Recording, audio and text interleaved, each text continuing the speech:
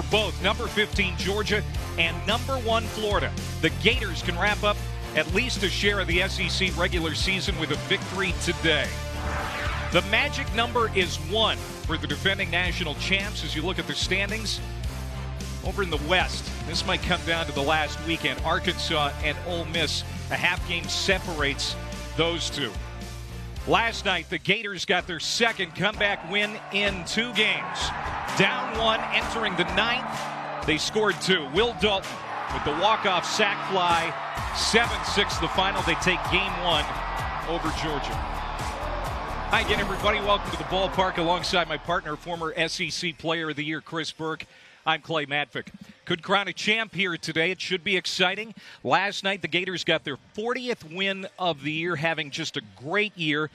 Pitching's been great all season long, but the offense this year, Berkey, has really gone to the next level. Yeah, a little different. They lead the league in ERA. It seems like they always do. But the offense this year, they lead the league in runs scored. They're second in home runs. It's really been a three-headed monster. Jonathan India, kind of everybody's SEC Player of the Year.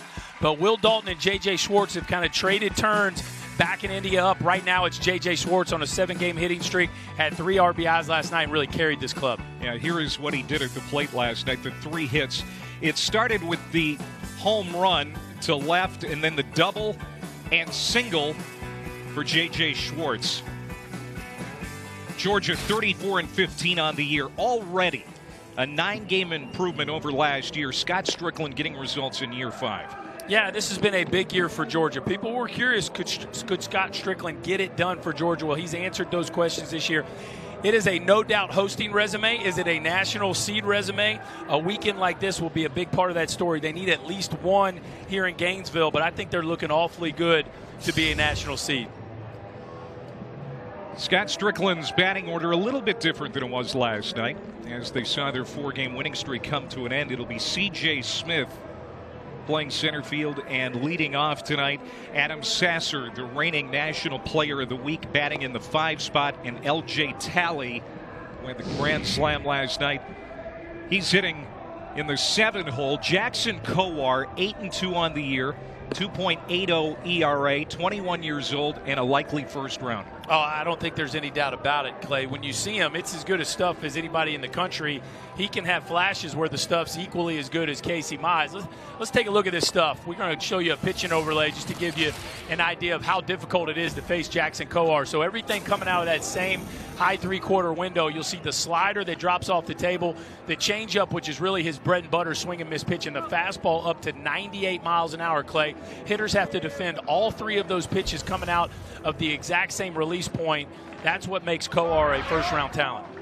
He certainly had Texas A&M off balance last week. We'll see what he does here today on an 89-degree day. At least it is now. The temperature is going to go north, we're sure. First pitch is in on the inside corner for a strike to C.J. Smith. 95 miles an hour on that first delivery from Kowar. That one 83 miles an hour. There's quite a bit of difference between that fastball and changeup, and that's what makes him so deceptive. Yeah, very difficult for opposing hitters. Bounding ball to short, charging is Deacon Lippett. He'll throw to first, and that's where Brady Smith is playing today. It wasn't vintage Florida last night in Game 1 of this series. We saw an error at first base by Keenan Bell. Brady Smith gets the start at first here today. Yeah, sign of a pretty good club, though, when you don't play your cleanest game either on the base pass or defensively and still figure out a way to win in Game 1 in this league. There's some margin for error for this team. That's what's different, really, I think, between this year's club and last year's club. Aaron Shunt, first pitch swinging to the power alley in left center. On the gallop, Austin Langworthy makes the catch. 2 up, 2 down for Jackson Kowar. Jonathan India at third base. He has really separated himself from a lot of the other players that are projected to go in the first round because of his defense. Yeah, this he year. can defend and he can play third base. We've seen that now for 3 years. You see the athleticism there to be able to make a barehanded play on a bunt, but I think he projects as a middle infielder moving forward in professional baseball. He certainly has the athleticism to do it and the arm strength, and more, maybe more importantly than the arm strength is the ability to throw from different arm angles. First pitch from Kowar to Keegan McGovern. Swung on a miss. There's that changeup again. McGovern decided to come back for his senior year for Georgia. And he's a big reason why the Bulldogs have had success this year. All 9 position players coming back for Scott Strickland. I love it, too. I mean, for me, I'm such a big college baseball guy that it's just great to see kids make the decision as he gets a base hit to right field to make a decision to come back and not only improve themselves on the field, but, you know, graduate, have another year. And for Keegan McGovern, who's been struggling through this Scott Strickland era, this kind of changing of the guard with Georgia baseball, for him to be able to see it all pay off and be, you know, probably the offensive MVP. I'm just tickled when we see stories like that because it's such a great game. It's awesome to see kids hang in there and stay for that 4th year. 2 outs and a base runner for Michael Curry.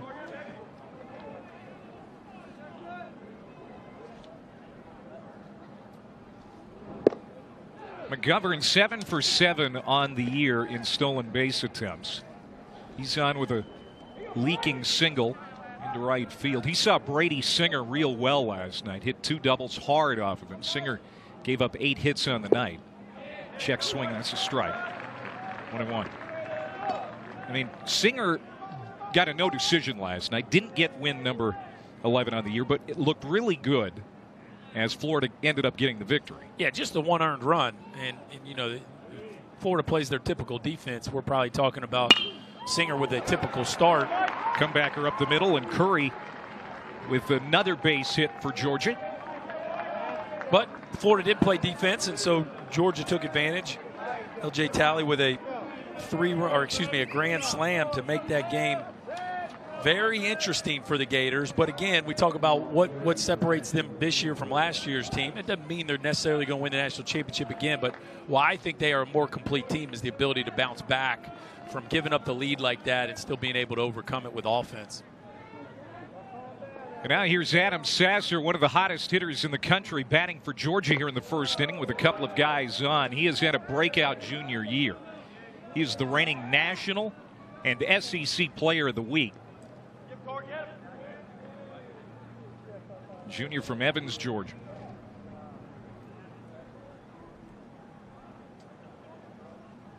Kowar's pitch lifted into center field. Nick Horvath will trot back a few steps and make the grab. So Sasser gives it a ride, but it stays in the yard. And Georgia strands 2. We're going to see Jonathan India and the Gators for the first time at the plate next. Georgia gets a couple of base runners, strands them in the top of the 1st. Florida coming up for the first time, hitting .259 last year, .290 this year as a team. We talked about the offense. They're getting it from generally all 9 spots in the order game to game. Deacon Lippett will lead it off again. Jonathan India in the 3 spot. There he is, number 6, with that big smile on his face. He has made himself a lot of money this year. Oh, there's no doubt about it. He's shooting up draft boards. Keith Law, in his recent projection, has him going number 6. Emerson Hancock getting the start for Georgia today. Freshman from Cairo, Georgia, 6-3 with a 4.09 ERA. Really has the best numbers and the best stuff on the Georgia staff. Yeah, that's a big-time dude. He is a future first-rounder. The fastball has been up to 98 miles an hour, folks, for just a freshman. Changeup is an advanced pitch. He'll show you a kind of a slurvy breaking ball as well, but the league is just hitting .212 against this young freshman, and he has really caught the league by storm. You talk to coaches all across this league that have seen him, and it's a no doubt slam dunk future first-round pick, and there are some people projecting that he could be a 1-1 kind of talent, Clay. Like he could be the first pick in a couple years. He's that talented.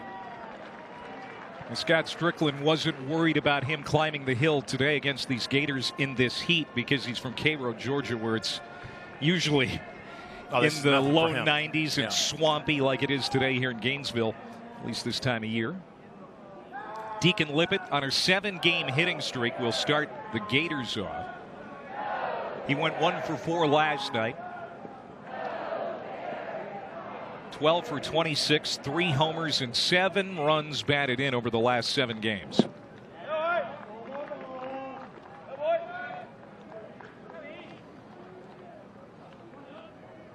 With a win today, Florida gets its 15th regular season SEC title. He also won it last year, sharing it with LSU. They probably aren't going to share it this year. No, they're looking like the runaway team in this league, in a league that is really bunched up. They are separating themselves, really have the entire year, have won 18 straight series in SEC play dating back to last year. And it's just been a impressive run from start to finish. They've taken everybody's best shot. They're winning on the road. They're winning at home. 17 wins versus the top 25. 17 wins. And as good as Georgia's resume is, they have 7. Right. Kevin O'Sullivan, 10 straight NCAA tournaments, 6 College World Series trips, including 3 straight. National championship last year. Swung on, missed.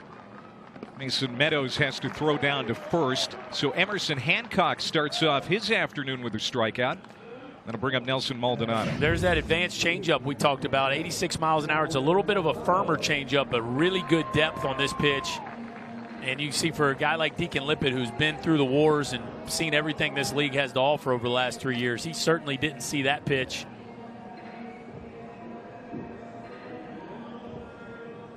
Boy, that just fell off the table. Yeah, it just falls off the table. It's got great trajectory, too. It comes out of the hand looking just like the heater and has a lot of late depth.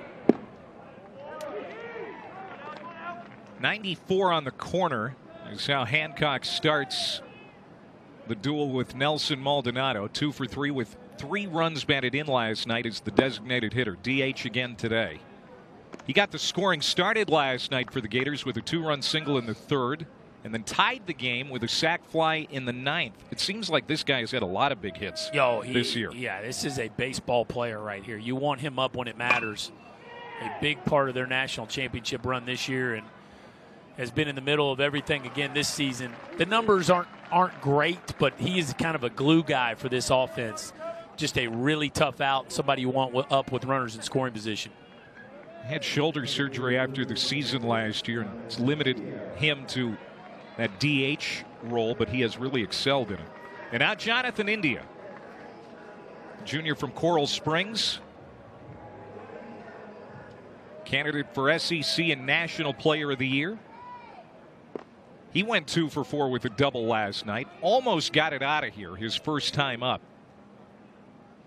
The batting title race is really interesting right now between Ryan Olenek and Jonathan India. About 15 points or so separate them. But Olenek was behind and India was way out in front. Then Olenek got red hot and India scuffled for a couple weekends. But I think it's going to go right down to the finish. Olenek saw his 23-game hitting streak come to an end on Thursday night against Auburn. Jonathan India had a 24-game hitting streak earlier this season. That ended a few weeks ago. Yeah, right now separated. Entering this game, they were separated by 11 points. So 396 Olenek, 385 India. Olenek hasn't played quite as many games, so it's a little more volatile on his end, but should be fun wrapping up. Here are the numbers for Jonathan India and where he ranks in the SEC. Right near the top in all of it. And he has been outstanding in league play, up over 400 in league play as well. And to me, when things are tight, and of course, Olenek's leading the league in league game batting. So it's not like Olenek's been making his hay in non-conference play, but both of those kids are having outstanding years in the conference as well. So a strikeout and a walk here in the first inning for the starter, Emerson Hancock. Will Dalton will come to the plate with a man on and 2 outs. Talked about Dalton last night ending the game, sending the fans home happy. That sacrifice fly to center that walked the Bulldogs off. Officially 0 for 4 last night, but he was feeling pretty good about his night. That play had a lot to offer, didn't it? You get the center fielder wanting to go back and catch it in the air. Dalton not paying attention to the fact that India was tagging up, and he almost passed India. Then center fielder drops it. There was a lot going on, but at the end of the day, it resulted in a Florida win. And the official scoring went back and forth on it a few times, but they finally settled on a sacrifice fly with an error to the center field. Which I think is the correct scoring, just from the standpoint. Obviously, he dropped it, so you got to give him an error, but that's going to be a sac fly, so it shouldn't hurt the hitter. That was his 50th run batted in on the year. Here's another guy near the top of the SEC in several offensive categories, including homers and runs batted in. Great first year with the Florida Gators. Throw to first, pretty close. Jonathan India diving back. Yeah, he's been as valuable as any newcomer in the conference this year, and I think it's allowed J.J. Schwartz to relax and become the hitter that he was, or have a rebirth to the hitter that he was as a freshman. But Dalton has just been the guy to provide thump, and as much as India's been walked, he's been making people pay. Hit hard, the 0-2, all the way to the edge of the warning track, but Webb makes the catch. India stranded. We played one. No score. Emerson Hancock, not a bad start. Contrast in the last two starts for Jackson Kowar. April 27th against Auburn, goes 4 1/3, gives up 7 runs, 8 hits, suffering his second loss of the season.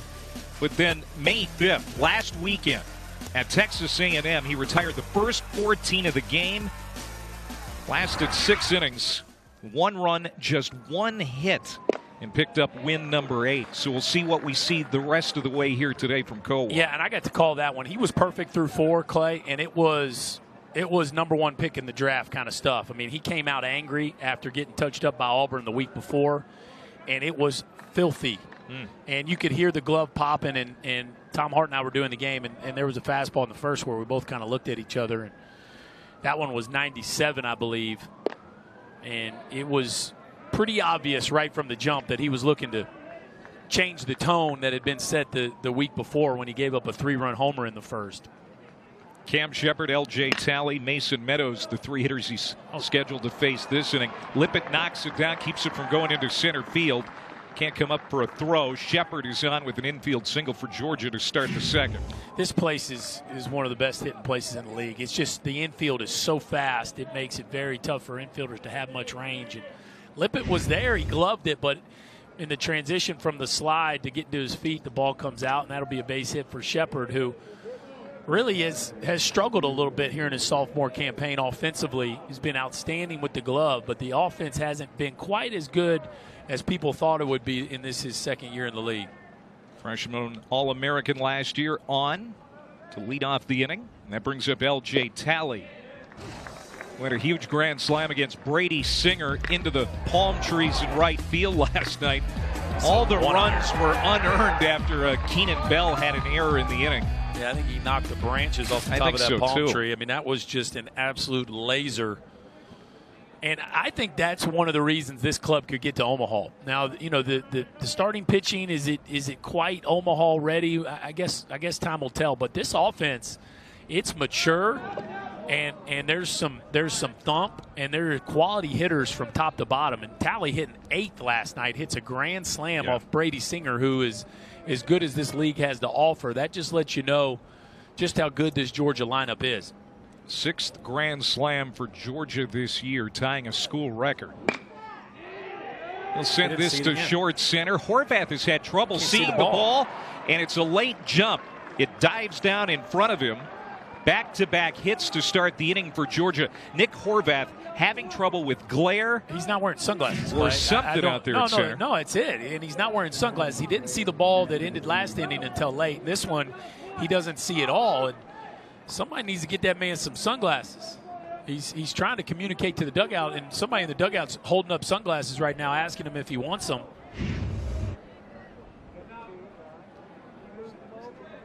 I can understand if a player's not comfortable with them on, but today seems like a day that they are an absolute necessity. Yeah, and you know, you get the beige background here, and obviously a really bright day, and kind of a hazy cloud sky cover. I don't know, but that's 2 balls, and he hadn't seen either one of them, and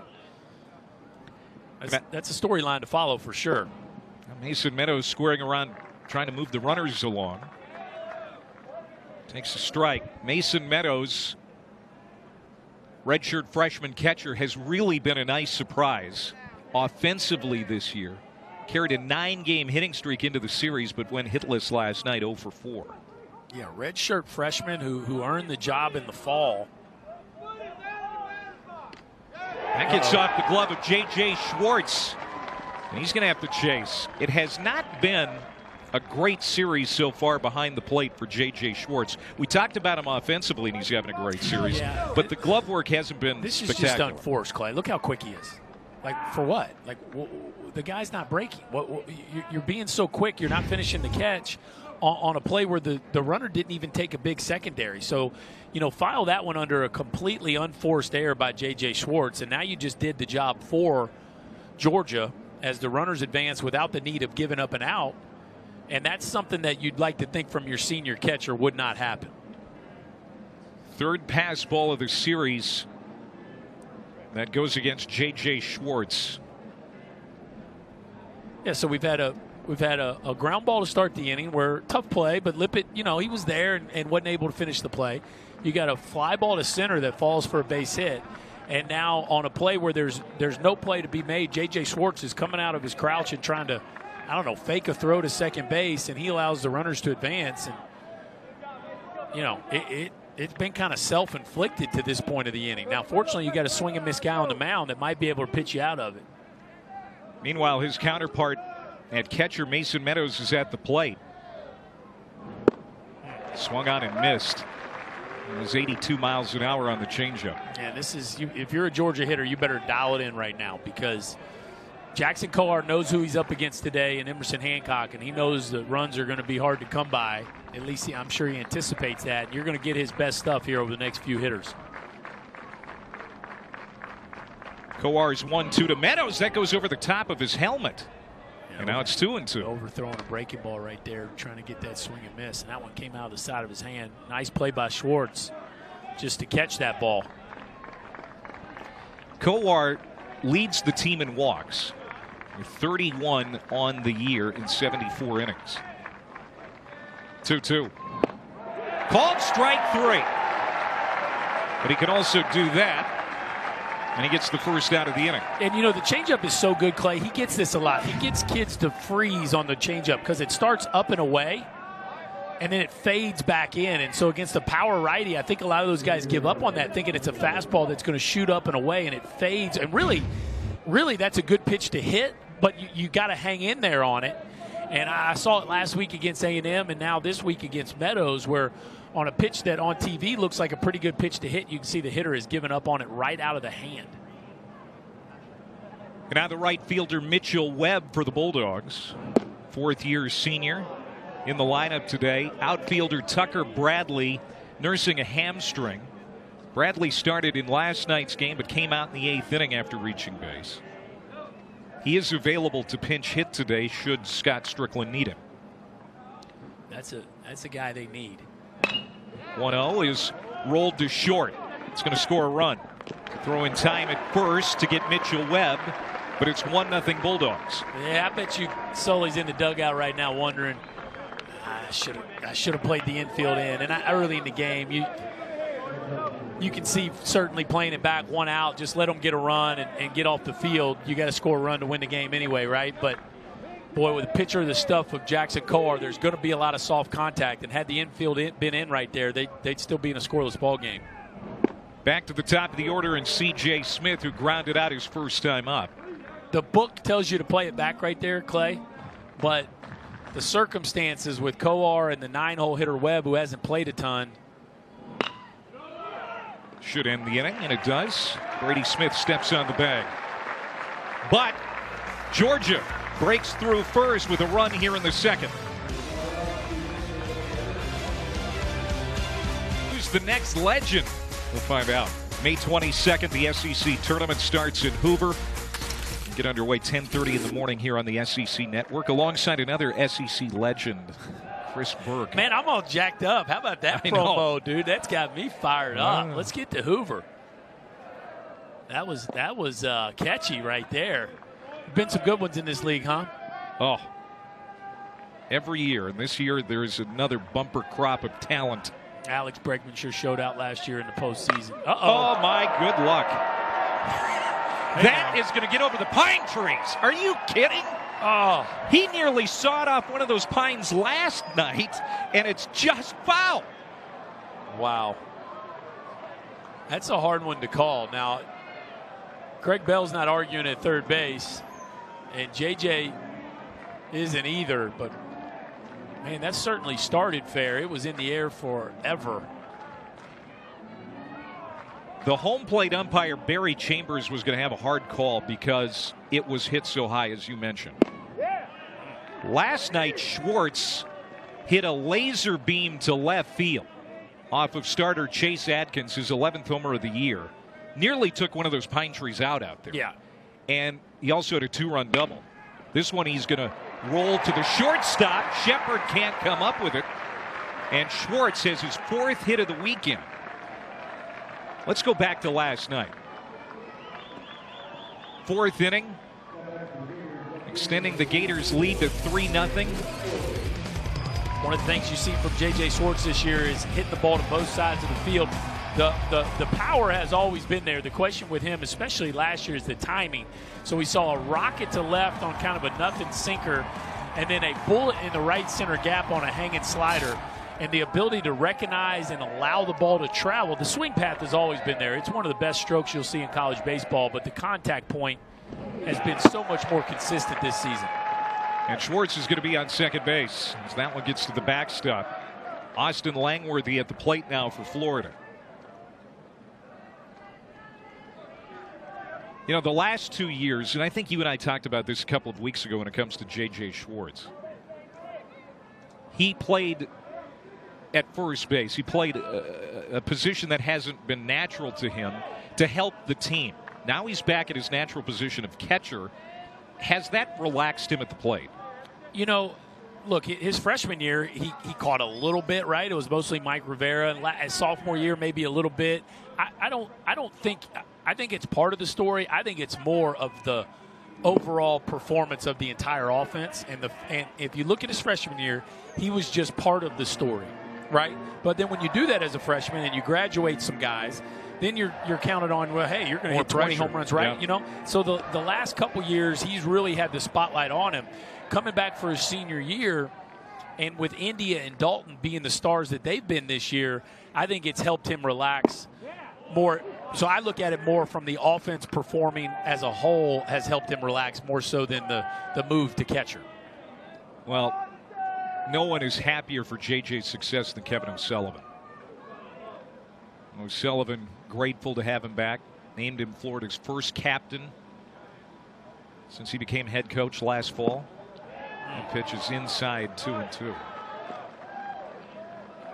And what a leader J.J. Schwartz has been on and off the field for Sully. Yeah, you know, I think just the statement he made by wanting to come back and have a chance to repeat, that was kind of the first thing that got the captaincy rolling as Hancock dials up a heater on the inside corner there to Austin Langworthy. But Schwartz, and again, we talked about it with Keegan McGovern, Clay. Good for J.J. Schwartz, right? Come back, put pro ball on hold, improve yourself as a player, get another year of school under your belt, and enjoy the Southeastern Conference and all the great things that college has to offer. Pro ball is going to be there for both of these kids eventually. Good for J.J. Schwartz having just a heck of a season here in his senior campaign. And right now, the college experience is better than a lot of the minor league situations these guys would be put in otherwise. Low A, even high A. The situation in the SEC is certainly better than those spots most of the time. No doubt about it. And the fan interest and the social element of the college game is so much more fun than the grind of the minor league lifestyle. Hancock misses outside to Brady Smith. It's a ball and a strike to the Florida first baseman. He's in the lineup for Keenan Bell here today. As a man in scoring position for Florida, down 1-0. J.J. Schwartz starting off the inning, extending his hitting streak to 8 games.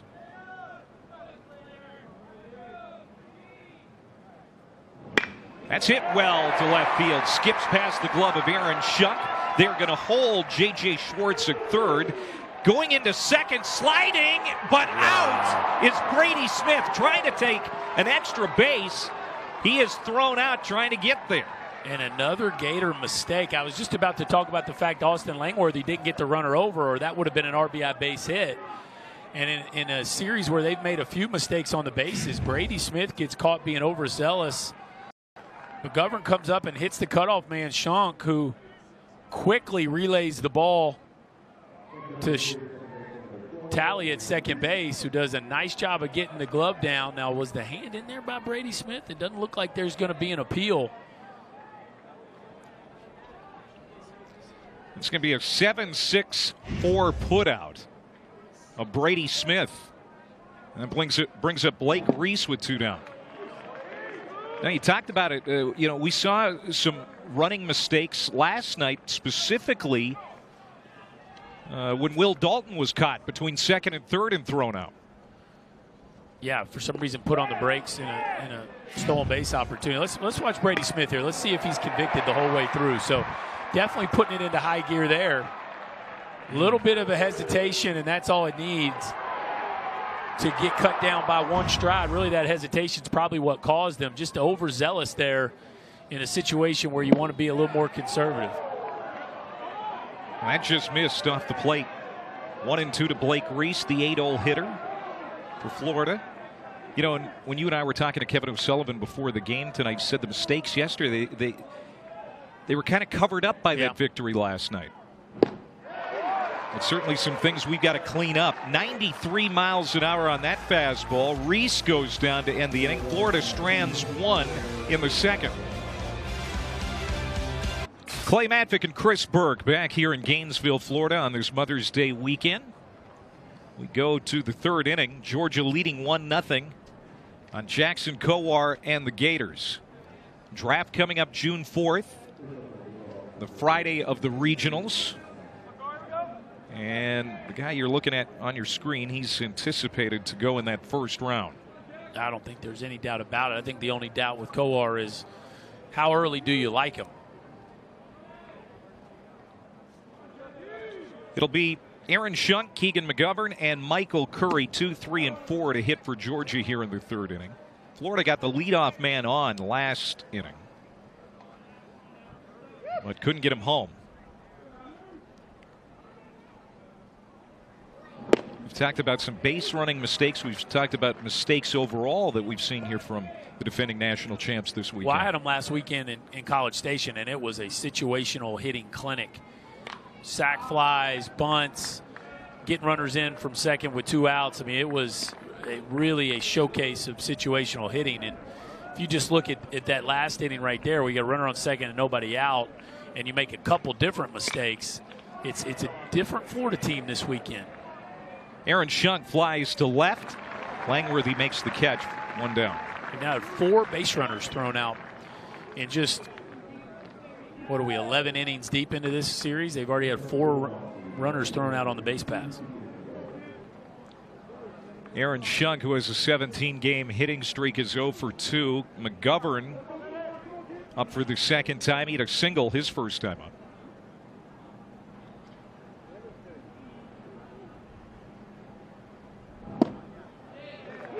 Starts him with a off-speed pitch, 77 miles per hour there. Brady Singer projected to be one of the first few players taken in the draft. There's a strike, 0-2. 76-mile-an-hour curveball right there from Jackson Kowar, changing the trajectory and the velocity on that pitch. And strikes him out on 3 pitches. So how about the big slow curveball? The big slow curveball, Clay, and then coming back with the climb of the ladder heater. That is a beautiful sequence of pitches for Jackson Kowar. So first thing he's going to do is come in with the big curveball, and then he's going to go to the top of the ladder with the gas off of it. And that is a really tough sequence to defend if you're a hitter. Curry got a single up the middle. His first time up against Kowar. You know, you've seen Singer, you've seen Kowar this year now. And it's quickly 0-2. If you had the picks in the first round, who would you take? I would have a hard time not taking Kowar. Just the stuff is so good. Now, that being said, I think Singer is the safer choice. So, not to straddle the fence on you here, but I don't think it would be an easy call, just because one is a slam dunk and the other one might have a little bit of a higher ceiling. Wow. Strikes out McGovern, and Curry has a 1-2-3 inning. Needed just 10 pitches to get through it. Jackson Kowar, he has worked into a nice lather here through 3. Yeah, and he's impressing his buddy, too. Gas at the top of the zone, and you know his buddy Singer likes that one.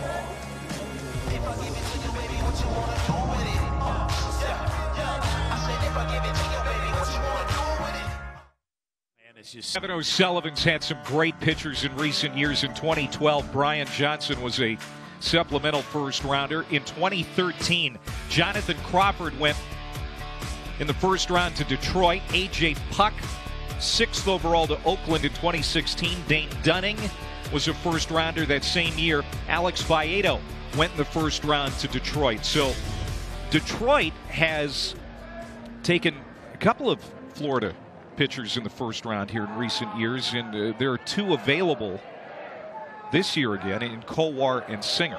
Yeah, there's 2 this year, but I would say there's at least 2 more on the roster. Tyler Dyson, who's struggled a little bit lately, and they found out he's got a little something going on with his arm, but you look at what they got on the roster this year: Singer, Kowar, India, Schwartz, Byrne, all going to be drafted. Singer, Kowar, and India all be drafted in the first round. So it is just a first-round factory here in Florida. We've known that for a while. But, you know, the one thing I always am blown away by Florida, you can always tell who's next. And Jack Leftwich, who will throw tomorrow, is next. And he's another one of these 6'4", 6'5" right-handers that's up to 95 miles an hour with 3 pitches for a strike. And Tommy Mace coming out of their bullpen is another one of those kids that fits the profile, and so it never seems to stop here with Florida. Leftwich will make his 3rd straight SEC start tomorrow. Nick Horvath in the 9-hole pops it up to left center field. C.J. Smith, long run, makes the catch for out number 1. As it happens, the Detroit Tigers have the number 1 pick overall again this year. It looks like Casey Mize is the lead pipe cinch to be the number 1 player taken in this year's draft, but he got roughed up last night by Ole Miss. Yeah, he did. He did. It wasn't real pretty. Ole Miss played a little long ball with them, and I guess he was due one of those starts. But, yeah, Keith Law has him number 1, and I think most people are in consensus on that Casey Mize will go first. I think the stuff and the makeup certainly warrants that. So Emerson Hancock has set down 4 in a row as the Gators start the second time around. Deacon Lippett struck out swinging his last time up. Slow roller to the first baseman. Sasser, the pitch to Hancock. They got him. Good job covering over there by Emerson Hancock. They're 2 down. Yeah, how about the athleticism of the young right-hander getting over there? Sasser felt like that he was the only one that could make the play on that ball, and as soon as that happens, you're wondering, can the pitcher beat the speedy Lippett? Nice job. Watch him lead Hancock, and Hancock just able to slide that right foot in there ahead of Lippett. I think Sasser maybe could have put a little firmer flip. Hancock had to look back just a little bit, but nice awareness there to beat Lippett slightly there with the lead foot. 2 outs for Maldonado. Lifted one to right field his first time up. Well, nobody epitomizes the Scott Strickland youth movement more than Emerson Hancock. He is still 18 years old. Youngest player on the roster. He won't turn 19 until May the 31st. How about the story he told us today? So he's such a late bloomer, and in today's world, you know, the fact that he's still 18 is very young. You know, there's a lot of kids turning 18 before the start of their senior year in high school. So the fact that he's still 18 in the spring of his freshman year in college shows you how young he is. So because of that, he was a late bloomer relative to his class. And when they signed him, they didn't even think about him being a draft guy. And his first start of the spring last year, Scott Strickland says he gets a text from a local scout that he trusts and says, hey, just a heads up, Hancock was up to 96 today in his first start, and the Sharks are swarming. Check this swing. Did they get him? No. The first base umpire, Chuck Pack, makes the call on appeal. But with that, he was able to get some insight into the wisdom and the makeup and the character of the young man who said he always wanted to be a Georgia Bulldog and really just kind of wasn't into the money, wasn't into the glamour of being an early pick, wants to be a college baseball player, wants to be a big leaguer eventually, but just not ready yet. Yeah, he turned down some money to come to Athens. Sinking liner, C.J. Smith laying out, did not get there.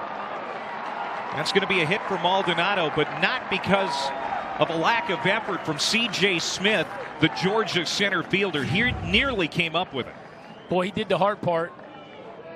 Great read, terrific angle, and just kind of in between. Am I sliding? Should I stay on my feet? And as he goes down, overreaches it. Kind of looks like it hit him in the heel of the glove. Yeah, on second look, he probably should have come up with it. Yeah, no, he should have caught that baseball, but just awkward enough where as he's still kind of coming into his own as the full-time center fielder here with Georgia, that's a play that probably should have been made.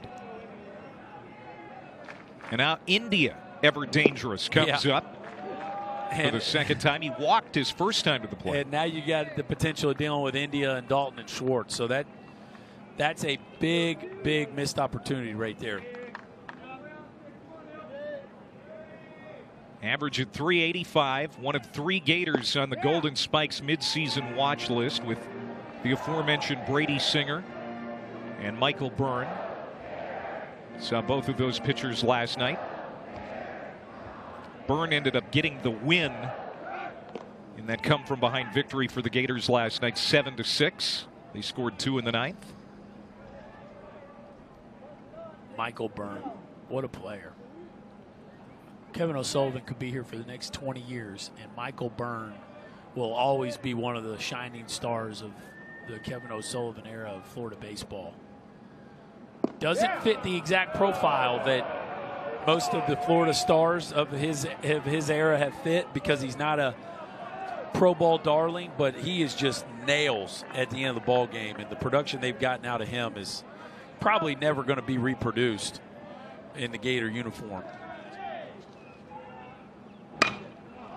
Hit a mile high, and that's going to make it tough today because of that high sky. Cam Shepard plays it perfectly. Maldonado is stranded. We have played 3 here in Gainesville. It's 1-0 Georgia.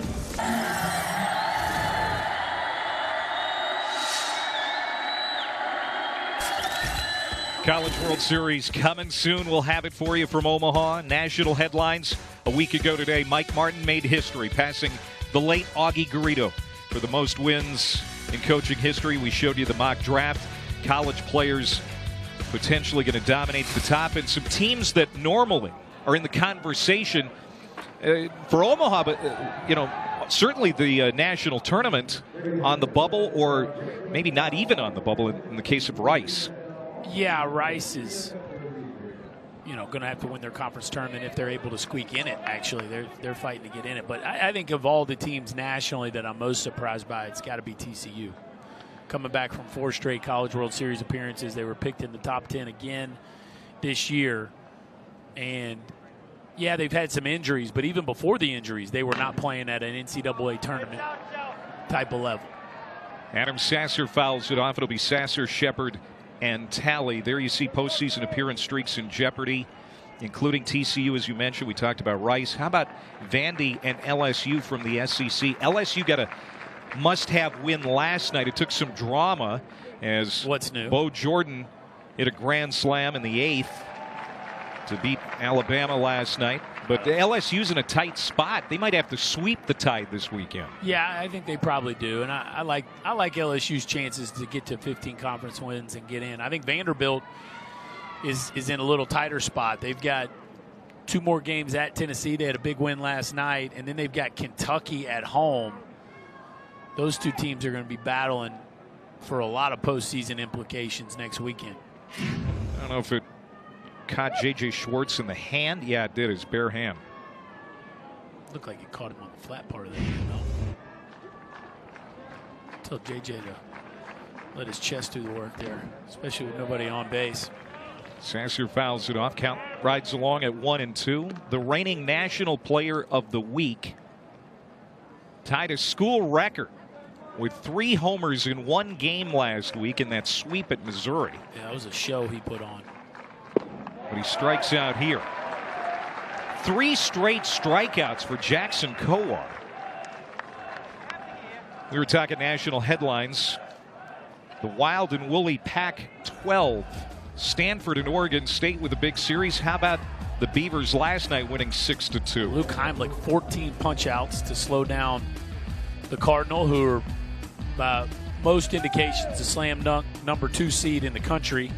Oregon State with a sweep this weekend might be able to change that narrative a little bit, but Luke Heimlich, 14 punch outs on a pitching out of the number 1 spot for them has been so good the last couple years. Of course, Oregon State last year had one of the great seasons in the history of college baseball. Yeah. Came up a few wins short in Omaha, but would they enter 55-4? I think they were, or 56-4 or something. Great year.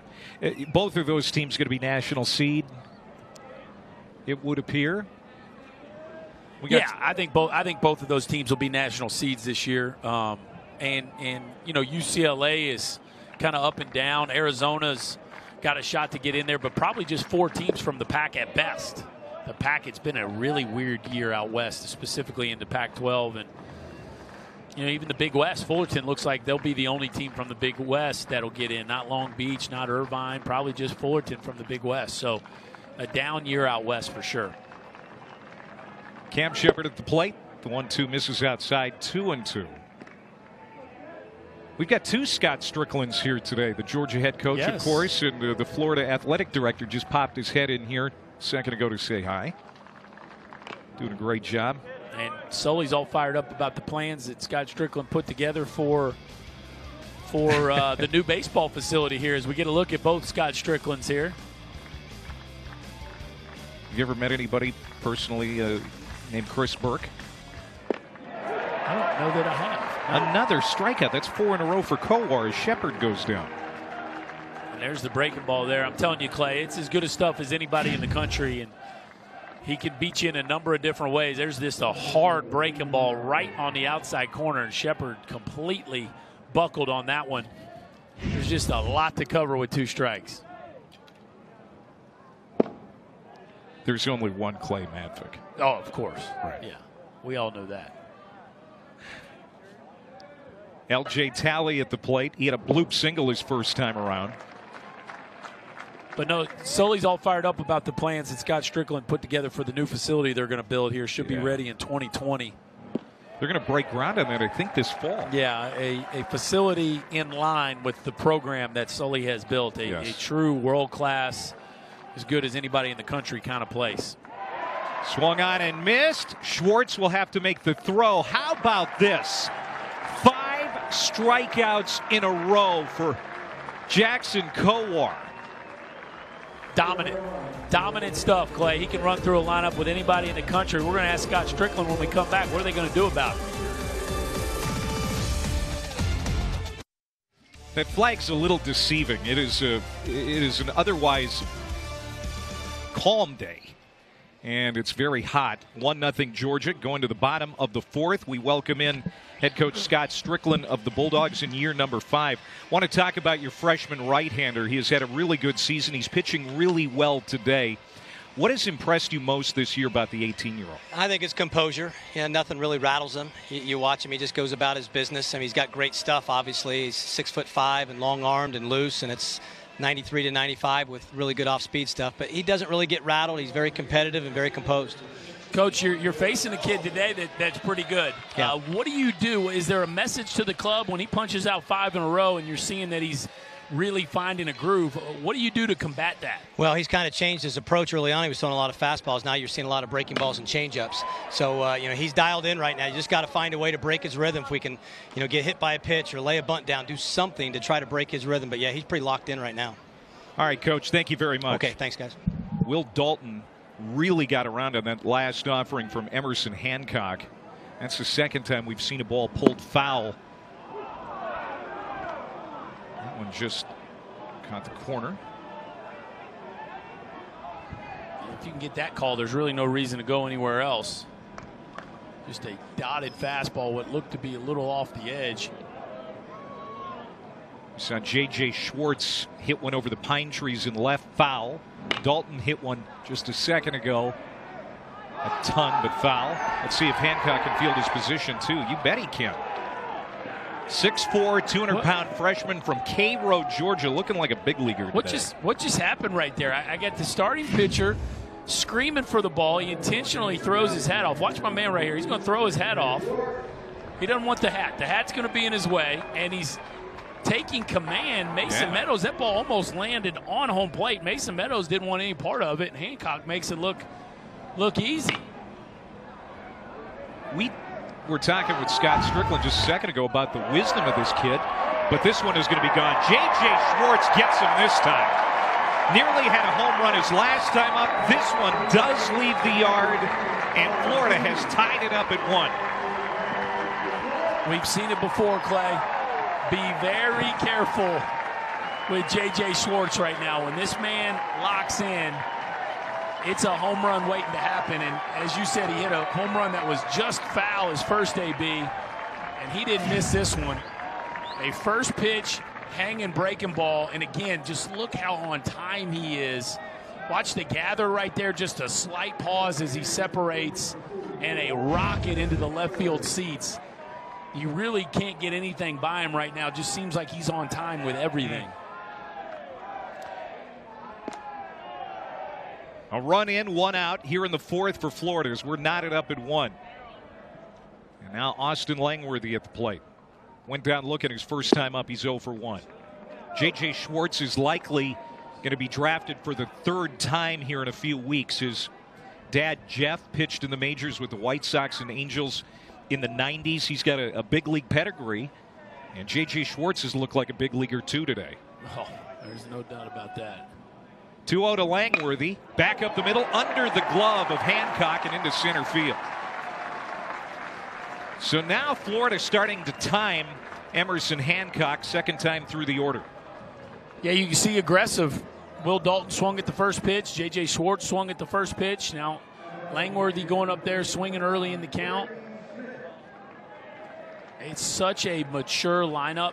And, you know, one of the challenges of becoming a real #1 kind of starter in this league is the ability to get through a mature veteran lineup like this Florida team 3 times. And so Hancock did a very nice job getting through him the first time, but not quite as comfortably here the 2nd time through. Pitch out, nothing on. Langworthy stays put.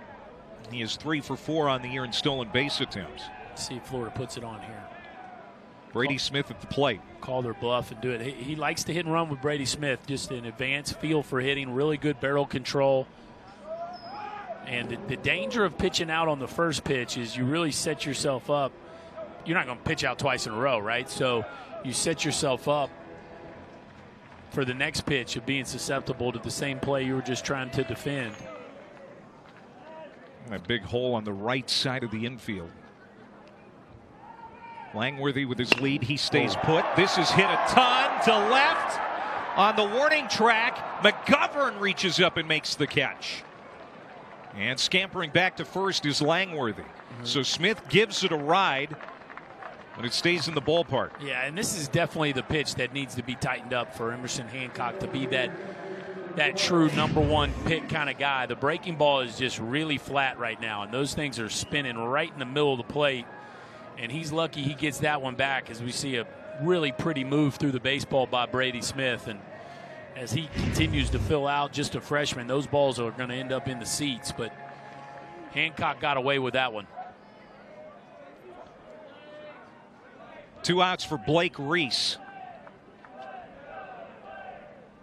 Reese struck out in the 2nd. Hitless so far on the weekend. And he's behind in the count, 1 strike. Blake Reese homered Tuesday against the University of South Florida. In that game, Florida came back from 6 runs down, their biggest comeback victory since 2010. They won that game 11-8. And of course, last night scored 2 in the 9th to come from behind and win. Yeah, it's a scary team. You know, last year you felt like if you scored enough runs, they were out of it. This year it's just not the case.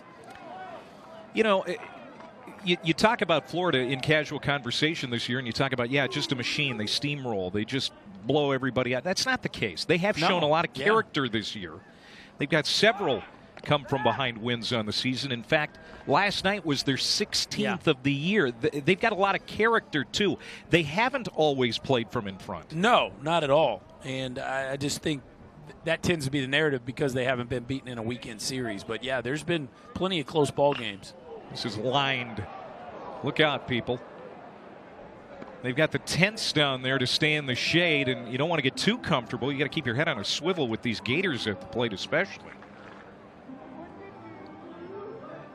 It is a warm day here in Gainesville, but the crowd great again here tonight. They had over 5,000 here for the Game 1 attendance.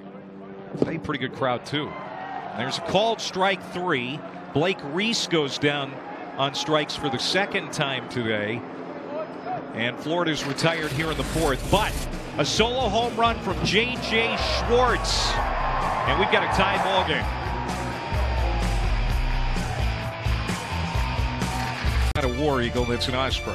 Okay. LSU and number 17 Auburn in the SEC West. That'll be a big one next weekend.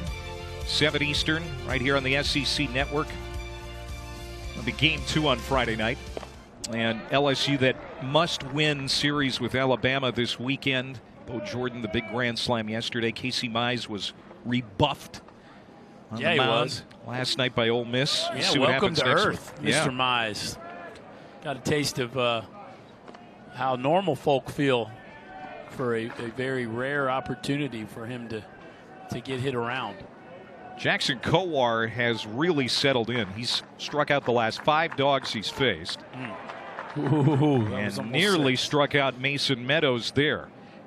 Coming into this inning, 55 pitches, 39 strikes. And the first time through the order, Georgia went 4 for 9. 0 for 7 so far.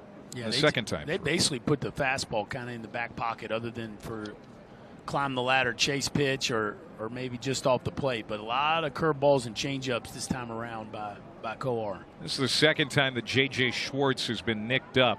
We'll see how he got hit this time. Kevin O'Sullivan and the trainer come out. Looks like he's going to be all right again.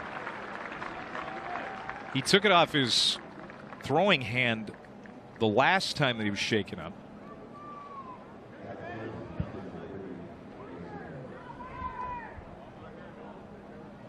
He's not feeling nothing after that home run, you know what I mean? And there's another strikeout. That's 6 in a row. Meadows goes down for the second time. And both times on a changeup. And now we got to start talking about records and what is the record for most consecutive strikeouts on another changeup. Man, there's movement on that pitch. Yeah, it's just nasty. And he can throw it to righties, lefties. He can throw it to the glove side, to the arm side. I mean, it is a plus pitch. 6 in a row. We got to be getting close, don't we? Most strikeouts recorded by one pitcher in a row. We'll put our crack staff on it. Get back to you. Mitchell Webb.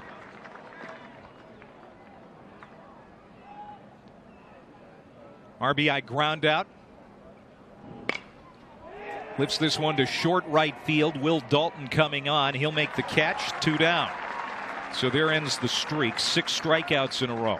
Well, and I think if you're Georgia, is as ugly as that out was, you'll take it. At this point, that's a small win.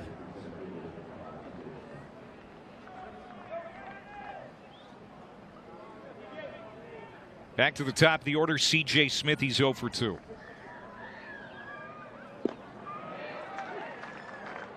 You know, they call his breaking ball a slider, but there is nothing sliderish about that 75-mile-an-hour bender right there. It's just kind of a get-me-over curveball he's got going right now. Oh, throw is offline. Blake Reese will be charged with an error, and the inning continues here for Georgia. Another uncharacteristic play by the Gators on an easy chance here from Blake Reese. Just kind of sails that one up the inside, and Brady Smith, could he have hung a little bit longer? Maybe. Well, 7 runs this weekend have been scored by the Georgia Bulldogs. Only 1 has been earned, including the run today, because there was a pass ball that was given to J.J. Schwartz. Shepard ended up coming around to score. Here goes the runner. Smith sliding. He is out. Wow. Schwartz will end the inning by throwing out C.J. Smith. So Georgia sends the minimum to the plate in the 5th inning. And Blake Reese almost didn't get there. You can tell that caught him off guard a little bit. I like Georgia trying to do something offensively, but J.J. Schwartz comes out quick. Oh, that's a delay steal. I take that back. A delay steal. J.J. Schwartz aware of it. Blake Reese able to get there and finish the play. Nice defense by the Gators. Florida can win the SEC regular season title, at least a share of it, with a victory today. They are tied with Georgia as we go to the bottom of the 5th inning. There's Kevin O'Sullivan from the Florida dugout. And, Coach, you know, we have seen Jackson Kowar really find a rhythm. He retired 6 straight by strikeout here just a little bit ago. What are you seeing from your junior right-hander today? Really, after the 2nd inning, he had his secondary pitches going. I mean, he's dumping his breaking ball in there. It's a little shorter. You know, early in the game, it was kind of popping out of his hand, and obviously he's got his really good changeup as he always does. But you know, he's got him off his fastball a little bit right now. All right, Coach, I'm going to put you on the hot seat here, and no politically correct answers. You ready for this? Yeah, I'm ready. You're the Tigers. You got the first pick, okay? And Casey Mize decides he don't want to go to pro ball. You're taking Jackson Kowar or Brady Singer first? I'm just going to combine the two of them and put them as one. There's my answer. That's not fair. No. But, hey, honestly, as you work through major league teams, and I'm sure you're getting a million different questions, highlight the strengths of both guys for me. Well, I think early on, you know, Brady came in with fastball slider mix, and Jackson came in with the fastball changeup mix. And I think, you know, as you saw last night, I thought Brady's changeup is much improved. It gives him a 3rd pitch, and I think the same thing can be said about Jackson's breaking ball. And, you know, they both complement each other. Both get a chance to pitch for a long time, and obviously we're fortunate to have both of them. Jackson can get win number 9 today. We thank you, Sully. All right, thanks, guys. Kevin O'Sullivan. Boo. I mean, you know, I told him no politically correct answers, Clay. He gave you one. Well, you kind of set him up to do that by giving him an idea what was coming. Well, because I know him too well. I asked him last time we were on TV, I asked him where this team ranks amongst the greatest he's ever coached, and it was a similar deal. I guess he's got to do that. We didn't get around to talking about his new home that he's had some great moments telling us about. You know, we know that he's dealing with a lot of contractors right now. It's not always fun with new construction. Keegan McGovern, or excuse me, Deacon Lippett, pardon me, will draw the walk here with 1 out. And here you go, 3rd time through the order, and you walk the leadoff hitter with Maldonado, India, Dalton, Schwartz coming up. This is where we're really going to find out about this young right-hander right here over the next 5 hitters or so. What's he able to do from an execution standpoint, pitching high-stress moments here in a tie ball game in the 5th against arguably the best lineup in the country. Maldonado a single in 2 trips. He's 1 for 2. I like how they've gone back to the fastball. And, you know, he got his feelings hurt a few times on some hanging breaking balls. But Sean Kinney, the first-year pitching coach who came here from Michigan and done an outstanding job with this staff, it looks like he's going back to that first-pitch fastball. Last night's starter Chase Adkins ran out of steam in the 6th inning. We'll see if Florida can get to Hancock here in the 5th. Stick with that fastball. Couple chase swing and miss change-ups, but right now if I'm a Florida hitter, I would almost get the breaking ball out of my mind and really try to dial in on that fastball, especially that fastball away. The 0-2 lays off 1 and 2. O'Sullivan 25-8 against Georgia since taking over as head coach. That's domination. Yes. And he's won 11 of the last 13 against the Dogs.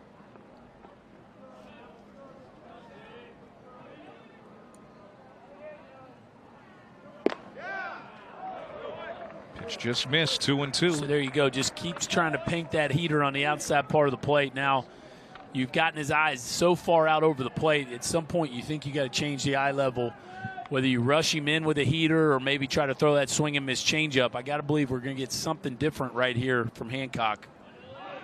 Quick throw over to first. Diving back is Lippett. It's a good pitch to run on. 1-1 game, 2-2 count, 1 out. You've just seen four straight fastballs. You get a guy who can really handle the bat in Maldonado. So if it's a strike, you figure he's going to protect you and put the ball in play. But if it is that swing and miss changeup or a bouncing breaking ball, it's a great time to steal a bag. Is Deacon Lippett, who can really run at first base. I think he has a nice opportunity to get one right here.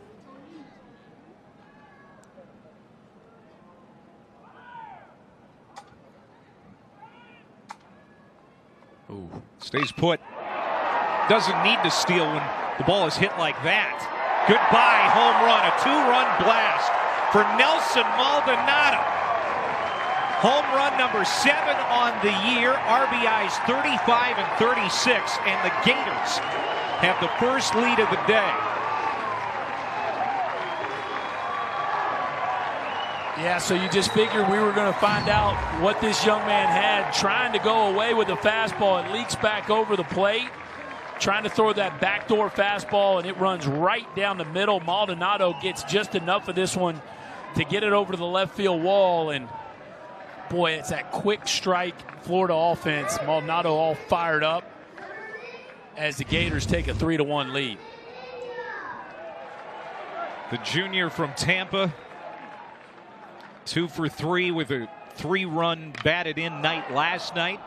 2-run homer now today. He's got his second hit. Jonathan India skies to center. That'll be out number 2.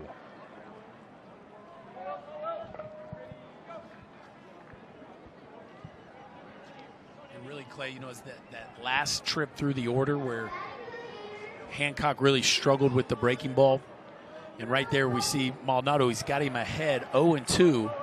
And you just kind of get a feel for how much they're not trusting the breaking ball, because at 0-2 they did not throw one more breaking ball, or they didn't throw any breaking balls in that entire sequence.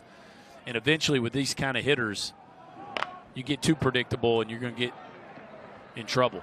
Breaking ball rolled over. Low throw from Shunk, but dug out at first by Sasser. That'll end the inning. But Nelson Maldonado comes up with a man on, and he leaves the yard. Careful Gators against this Florida offense, Clay. They can launch it at any time.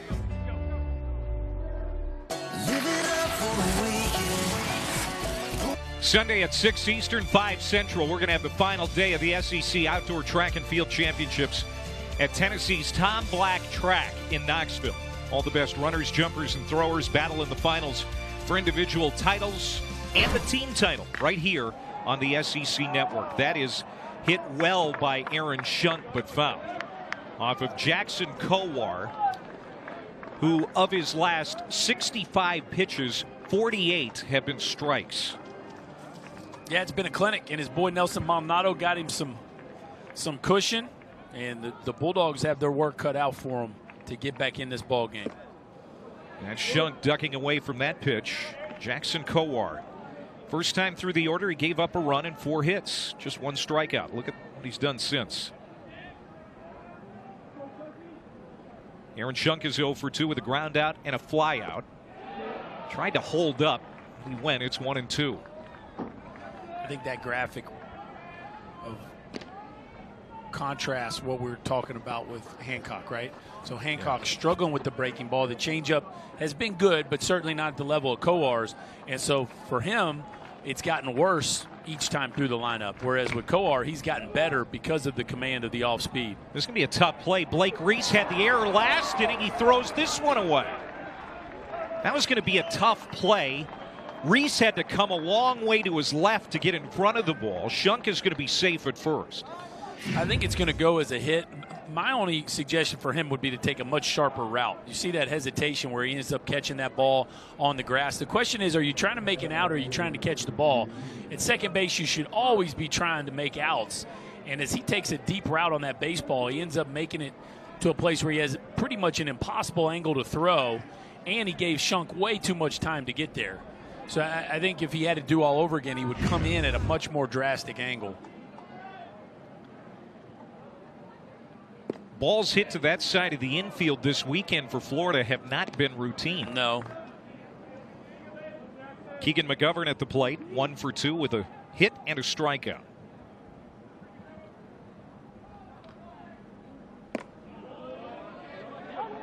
Keegan McGovern was Georgia's first National Player of the Week this season. He had 6 homers in the first week he came of out, the season in February. He came out blazing, and I tell you, he's been pretty consistent throughout the course of the year. And this is a very dangerous part of the lineup. We talk about the maturity and the production of the middle of the Florida lineup. McGovern, Curry, Sasser, Shepard, these are all very good hitters that can tie this ball game up in a heartbeat. Of course, Sasser, the reigning National Hitter of the Week. Pitch down and in. So now 3-1. And the thing about Kowar is sometimes you wonder, does he feel more comfortable throwing strikes with his changeup and breaking ball than he does his fastball? So it's really not easy to sit on a pitch here in a 3-1 count. Now full count. And you kind of get a defensive swing there by McGovern. 92-mile-an-hour heater. But you just never feel like you can back Kowar into a corner or know exactly what he's thinking. First 3-ball count for Kowar. Got it! That's strikeout number 10. Excuse me, number 8, pardon me. And the ability to fall behind and use your fastball, trust your fastball, and locate the fastball. Both of these a little up, but dotted on the outside part of the plate. The stadium gun had that one at 95 miles an hour, and Kowar showing you a little motion as he's trying to work around the leadoff base runner. Kowar didn't strike out anybody in the first inning. We talked about he gave up a couple of hits and took a little while for him to settle in, but he certainly has. And he's been economical with his pitches, only 75 so far. That one's fouled off by Michael Curry. I mean, he's living 93 to 96. It's a swing and miss changeup. It's a breaking ball that we've seen for the swing and miss and pretty much for a strike whenever he wants to. As the walks have decreased as the season has gone on, and he's showing you a little bit more of the makeup of a real #1 guy, it's going to be really hard for teams to differentiate between him and Singer as this season unfolds. And I'd be honest, I know this is maybe crazy to some people. There's probably some teams that like him pretty close to Casey Mize. Keith Law predicts first round of the Twins, 20th overall.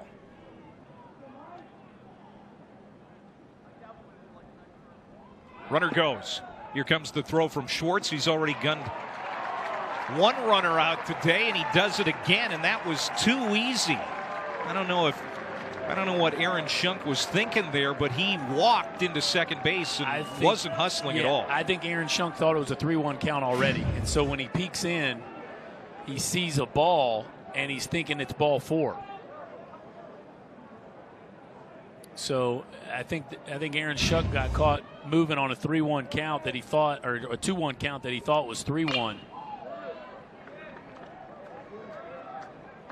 Here's another look.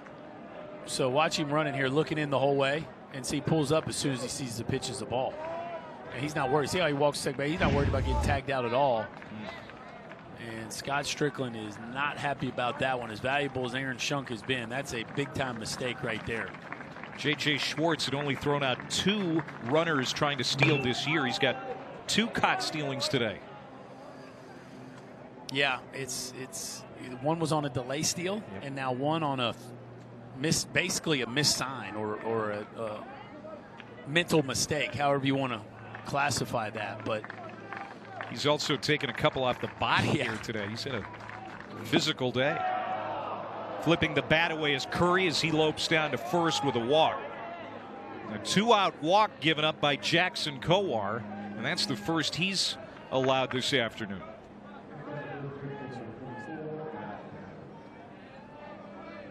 That'll bring up Sasser. 0 for 2 with a strikeout. Kowar, by the way, sitting on 8 strikeouts. 10 is his season high. That happened early in the year against Siena. 11 his career high. That happened against TCU in last year's College World Series. That was a memorable day. It was. That was really when he kind of announced who he was as a prospect when he came out and just rolled through TCU's lineup with swing and miss pitch after swing and miss pitch. It was, I believe it was 10-4. I mean, it was a dominant outing. But then, as he has a tendency to do, it got a little shaky, and they got him out of there. 1-2 to Sasser. Of course, he was on the mound to close out the College World Series last year. So, you know, one of the things I think every team has to feel good about the kids that come out of these big-time programs is just how much pressure they've pitched under playing in these high-level games.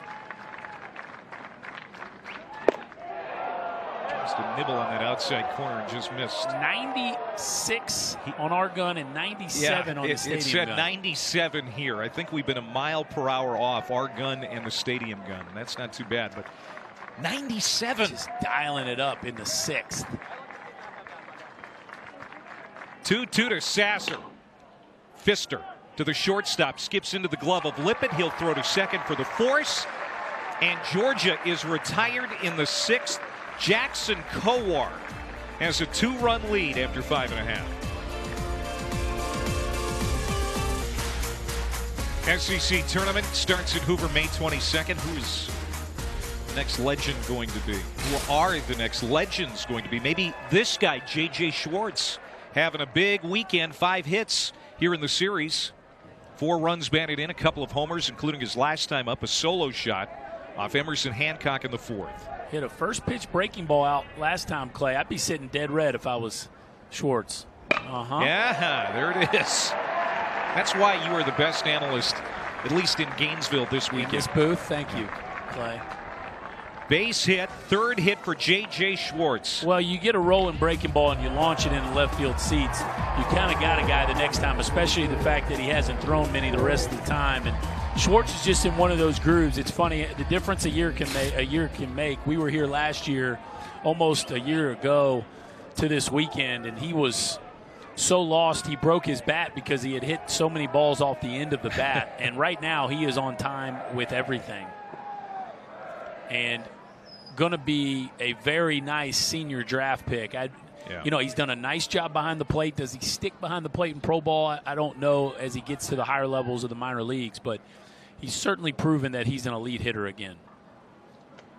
Senior from Palm Beach Gardens. He's at first. And Austin Langworthy at the plate. He also had a hit his last time up. He's 1 for 2 with a strikeout. Florida with a win today. Take care of another SEC series. They have won 18 straight going back to last year. The last team to beat them? Boy. Tennessee. Tennessee. Here. Your alma mater. I was here. That's the only reason I remember. But it was an unranked Tennessee team came down here and beat Florida. That's the last team to do it. Pretty unbelievable, really. Here's a strike. Now 3-1. Florida with a win today wins the SEC regular season title, at least a share of it.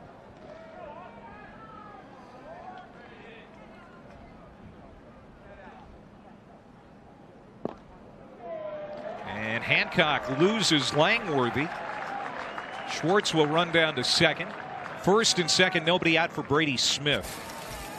All right, teams in the NCAA tournament from the SEC. What do you think? Well, the national seeds for me are these 2 teams plus the Razorbacks. The regional hosts, Ole Miss, Auburn, South Carolina. I was projecting South Carolina. They're not in right now, but I'm projecting them.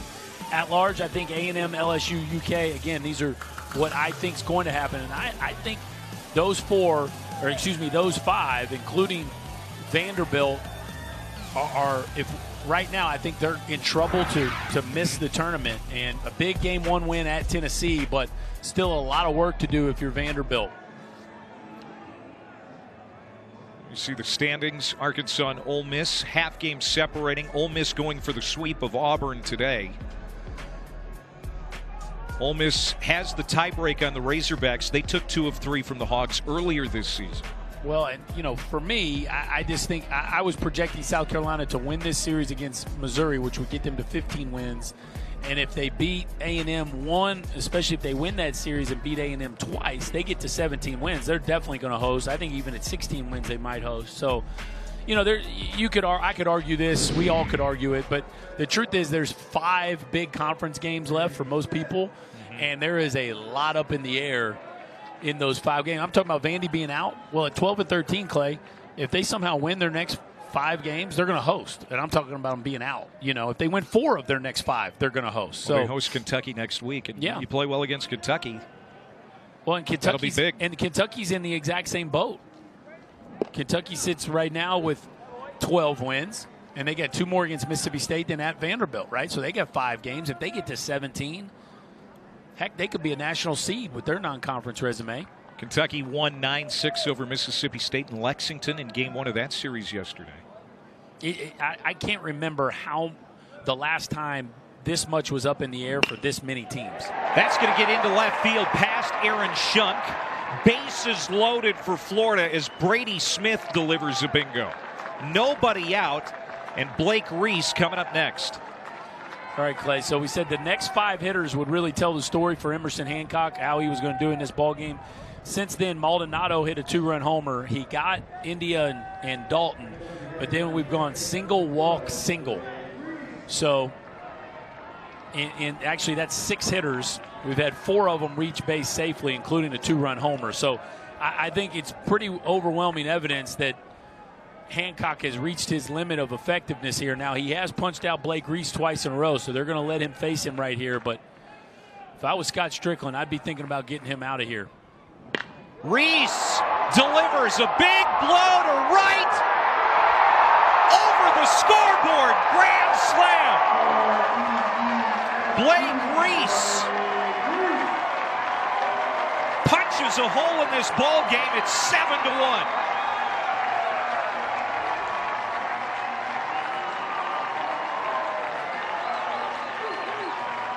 Did he leave him out there too long? That question easily answered right now. Yeah, he absolutely did. And I think there would, to me, if you were going to send him back out here for the bottom of the 6th, once the first guy reached, I'd have pulled him out of this ball game. But looked like maybe a hanging changeup right down Broadway. And Blake Reese is all over that one. And he knew it from the word jump. It hadn't been his best performance on defense, but a grand slam will make everybody forget about that. A launch piece over the scoreboard to right center field, and the Gators are way out in front, up by 6 now. L.J. Talley had a grand slam, a big blow in the game last night for Georgia.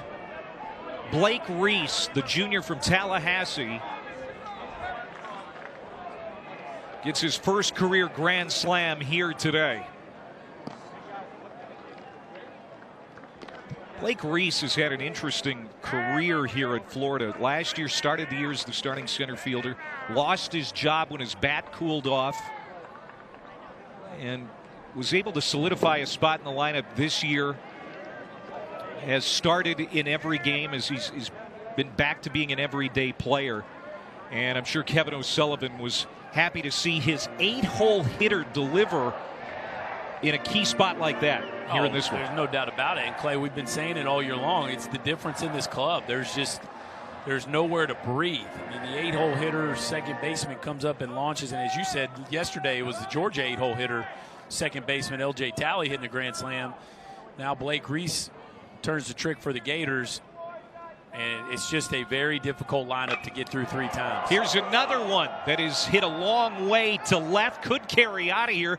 It does get out of here, but it's fouled by about 15 feet off the hitting facility down there in the left field corner. Nick Horvath is 0 for 2, nearly made it 8-1. There's Scott Strickland, probably second guessing himself about now. Yeah, you just would love to hear what that conversation was between innings. Florida scored 2 last night in the 6th inning. It by far has been their biggest inning scoring runs this year. 69 runs now have come for the Gators in the 6th inning. What does that tell you about Florida's offensive attack? Well, I think third time through, I think, you're in trouble against veteran hitters third time through, and obviously not all of those runs have been scored off the same starting pitcher, but I think it tells you that if you don't have what you got to do with them, you either have to have 3 really good pitches or you better go to the bullpen after 2 times through, because that 6th inning is very dangerous. Inside, and Hancock walks the number 9 hitter Horvath, and Lippett will come up. We've got activity in the Georgia bullpen. Scott Strickland hasn't come out of the dugout yet.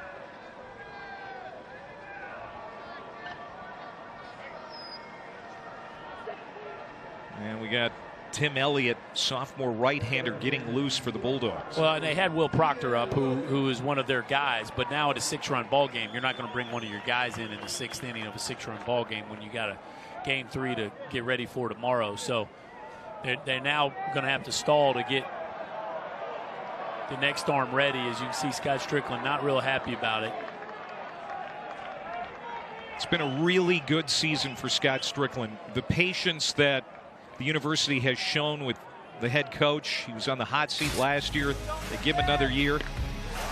But his team in trouble in this series. Florida trying to wrap up a series victory today. They've got a big lead now, 7-1. It's 7-1 the score now. Florida can clinch at least a share of the SEC regular season championship for the 15th time in program history with a win today. They're well on their way to doing it now after a 4-run 6th, and they're not done here in the inning. They have knocked out Emerson Hancock, the Georgia starter. Tim Elliott comes on now. Elliott, a sophomore right-hander. And he's going to face the top of the Florida order with nobody out and a man on.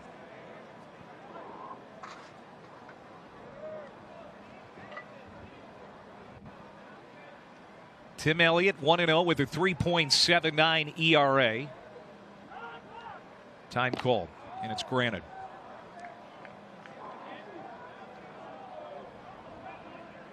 Elliott 6'1", 180 pounds out of Loganville, Georgia. Making his 11th appearance of the year.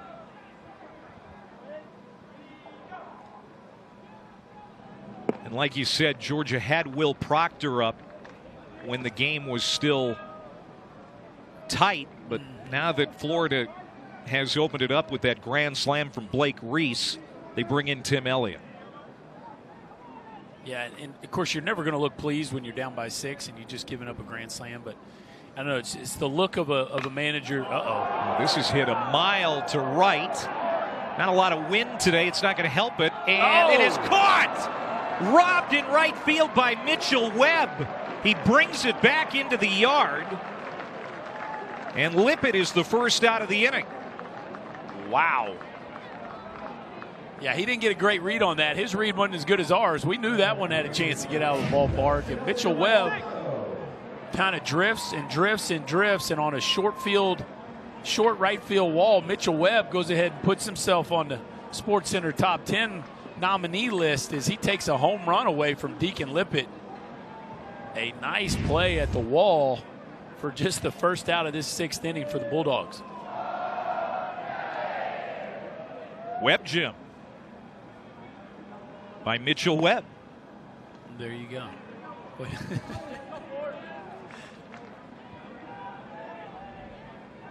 Boy, Florida has had the launch angle today, haven't they? Yeah, well, all year. I mean, they're second in the league in home runs for a reason. See, after today, that puts them. Were they at 2 today or 3? They've got 2? 3. They got 3, so that ties them with Arkansas, who's just getting started against A&M. So they are now tied for first in the league with Arkansas for home runs, ahead of Kentucky. Maldonado had a 2-run homer his last time up. He's 2 for 3.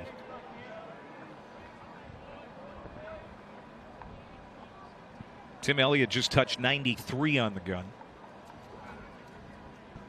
tell you, if you're Emerson Hancock, you're probably over there licking your wounds, and as mature and as thoughtful of a young man as they've expressed to us as he is, there's a lot to learn from an outing like today. Aaron Shunk coming over in foul ground. The third baseman makes a basket catch in front of the Gators dugout for out number 2.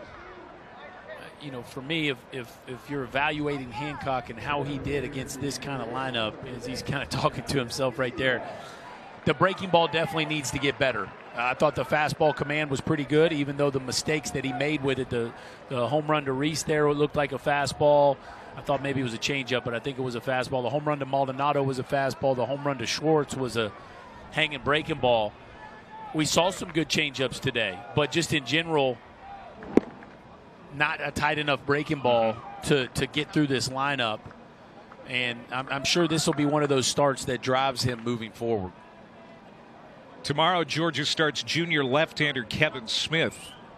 He's another good one, 6-1 with a 3.55 earned run average. Checking his swing there is Jonathan India, hitless today. The difference with this Georgia club, and the reason their record is what it is there is a lot of really good arms. You know, in the past, it was hit or miss as far as who they were going to start at the end of the weekend or who they were bringing out of the bullpen, but that's no longer the case.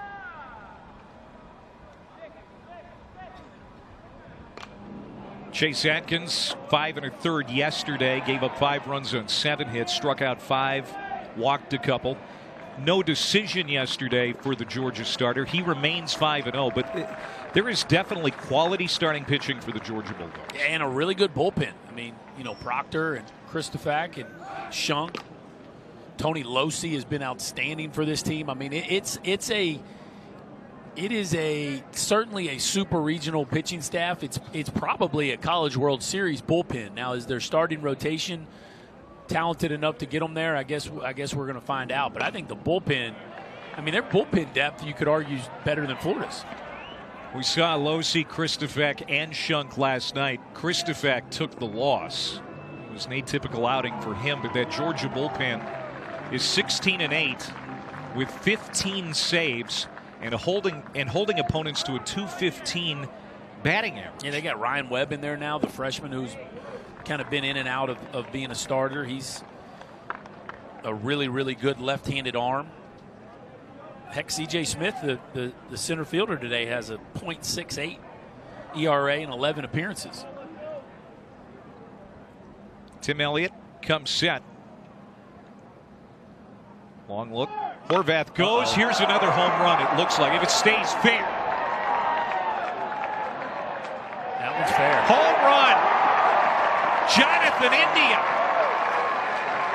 There goes number 16 on the year. The only question was it going to stay fair? And it does. RBIs 39 and 40. And the Gators are running away with this thing now. It's 9-1. Yeah, and they now take the lead in home runs in the Southeastern Conference. What a show put on by the Florida Gators here this afternoon. Just taking advantage of almost every mistake the Georgia pitching staff, a hanging breaking ball that Jonathan India lays into. And gets a little hook spin on this one as he gets below that breaking ball, does a really good job of staying in his legs. But I thought this one was definitely in play, and finally the first one that we were in agreement with left field or third base umpire Jeff Head. Jonathan India. First hit today. Said it before, he almost homered yesterday in the first inning. Leaves the yard here this afternoon for the 16th time on the year. Man, what he has done against SEC pitching this season has been very impressive. Yes, it is. You know, he put that hitting streak together after the league play started. That was not an early season. Of course, Florida always plays one of the best non-conference schedules in America anyway, so there really are no cupcakes to speak of on Florida's schedule. Maybe a pre-conference weekend series or so, but yeah, he has been a dominant player in the league, and that's why I believe he will be named the Southeastern Conference Player of the Year here in a couple weeks. The 1-2 to Will Dalton. This is down 2-2. So we have 2 home runs in this inning, and we have 1 robbed. Yeah, 1 should have been out of here, but Mitchell Webb made a nice play to rob Deacon Lippett of a home run. This is hit on the screws to center, backing off of C.J. Smith. He's got it measured, but then slips. Is still able to recover in time to make the catch. And that ends the inning. Florida sends 9 to the plate. They score 6. Blake Reese with a grand slam. A 2-run shot from Jonathan India. It's 9-1 Gators.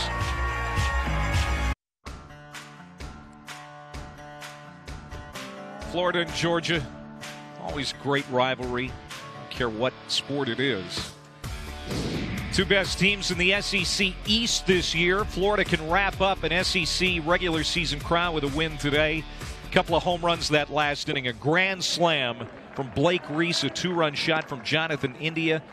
Just grabbing this game by the back of the shirt. And it's now 9-1. I've done, this is now my 3rd Gators series, actually 4th, I guess, and some of them I've called different amount of games within that weekend. But one thing that they can do to you is they can make you feel really bad about your club. I mean, they just can't, right? And last night Georgia had them beat, and they come back and steal one, and so you wake up today and, hey, we're right in it with these guys, and we can play toe-to-toe with them, and then they go out there against your best arm and have them on the ropes and run away and hide from you. Yeah. I mean, and so it's just they're the type of team that can really frustrate you, when you're in the other dugout, because sometimes, I mean, I was there at A&M last weekend, and on Sunday, Rob Childress was talking about there was some plays in the game that he would like to really be critical of his players with, but he's like, I got to convince these guys they can win today. You know what I mean? Like, as they're playing Florida on a game 3. Here's a line drive over the glove of Blake Reese. Cam Shepard with the leadoff single for Georgia. And I was going to ask you about this. Jackson Coar went about 24 minutes without throwing a pitch, if that would affect him. But he's taken the next step, brought to us by Regions. It's been a great outing so far for Jackson Coar. He has 8 strikeouts through 6 innings. Well, this is one of the reasons they can make you feel so bad about yourself is normally Singer goes out there and shoves it in game 1, and there's a lot of people in this league that have a great number 1, but then when you go out there and face a guy like Coar, who actually has more swing and miss stuff than Singer, that's when it can be deflating, and you can start to really question kind of where you are in the pecking order. Ivan Johnson pinch hitting for L.J. Talley. Of course, Talley had that grand slam last night. Ivan Johnson, a freshman out of Atlanta. Switch hitter. Broadcasting major. Product of Kennesaw Mountain High School. And that's something that Georgia's going to have to learn to deal with. Having some success and not getting out over your skis with it. Like you said, they had Brady Singer in trouble last night and couldn't finish as Johnson strikes out for out number 1. Well, I just think, the struggle for playing Florida, not to say that you shouldn't be competitive and you shouldn't try to size yourself up against them, but to not let that series or those series of games beat you up to the point you don't have confidence in who you are and what you've accomplished, right? Georgia's really good. That's why they came into this series with the record they have, because they're really good. But especially after a performance like today, it's easy to walk away and think, man, we're not even close to the same level as that team. Yeah. And the truth is, you don't need to beat Florida to go to the College World Series. You might not even need to beat them to win the College World Series, right? So, not to say you shouldn't measure yourself up against them, but the best thing you can do when you play Florida in a series is just do your best to try to win a game and forget about it as soon as it's over, because they can almost rob your joy a little bit. Austin Bigar pinch hitting here for Georgia. And even after the loss last night, Chris, the RPI moved up a spot. I mean, it's not going to take a hit next week either when they host Arkansas.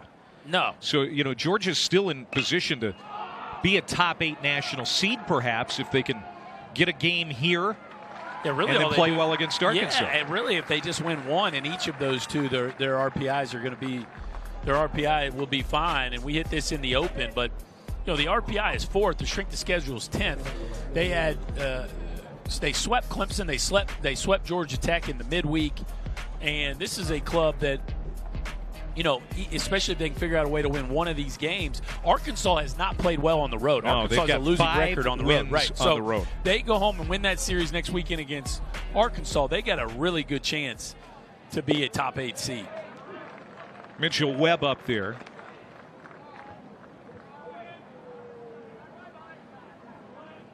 He's got an RBI today. No SEC team has ever hosted without 16 league wins and has never been a top 8 without 17. And Georgia comes into today 15-10 in the league. It's a pretty good bet that they're going to get to 16. Can they get to 17? Well, they got a junior going tomorrow against a freshman, and can they pitch well enough tomorrow? To me, the favorite in a game is always who's the favorite on the mound. And Kevin Smith is a very talented left-handed pitcher. And Jack Leftwich just kind of trying to figure his way out in this league. So I would give them a better than 50% chance to win that one tomorrow. Blake Reese, long run from second base, makes the catch in foul ground. Shepard is stranded. Jackson Kowar, we'll see if he can continue the success next inning. He's got a nice lead of 8 runs. Wednesday at 7 Eastern, 6 Central, SEC Inside grants you an all-access pass to the SEC softball tournament. Never before seen footage, sounds from the semifinals championship game, which of course features Florida tonight against South Carolina, starting at 8 Eastern on ESPN2. That show, SEC Inside, will be right here on the SEC Network, and it'll be streaming live as well on the ESPN app. But how about Tim Walton's Gator softball team? They look tough to beat, too. Wouldn't it be something if the Gators can win another national championship in baseball and Florida can win in softball, too? That would be something. I mean, do you think these fans know what they have here with this athletic department, University of Florida? I mean, national championships each year, each season of each year, in all different kinds of sports. The athletic department here at Florida is just incredible. You got a new football coach, Dan Mullen. He's excited. Fans are excited about him and what the Gators might offer in the fall. Scott Strickland came in here earlier, and I think his chest is puffed out now with all the Gator pride he's got coursing through his veins. You wait to see if Florida can win on the baseball diamond and on the softball diamond this postseason. Well, they certainly have a great chance in both. J.J. Schwartz has been a wrecking crew today. 3 hits, including a home run. That one gets him right between the twos at 84 miles an hour. That's a couple pitches up and in. Tim Elliott came on in relief last inning. He hits J.J. Schwartz, who's been on 4 times. He's been hit a couple of times behind the plate. Now at the plate as a hitter, J.J. Schwartz is going to have some time in the ice bath after the game.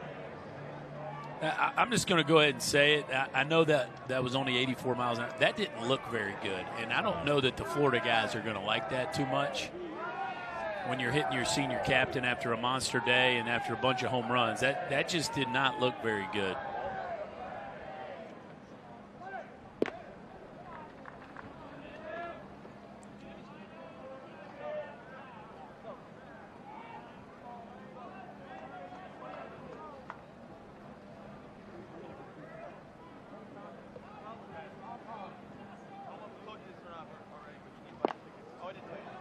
(2-0).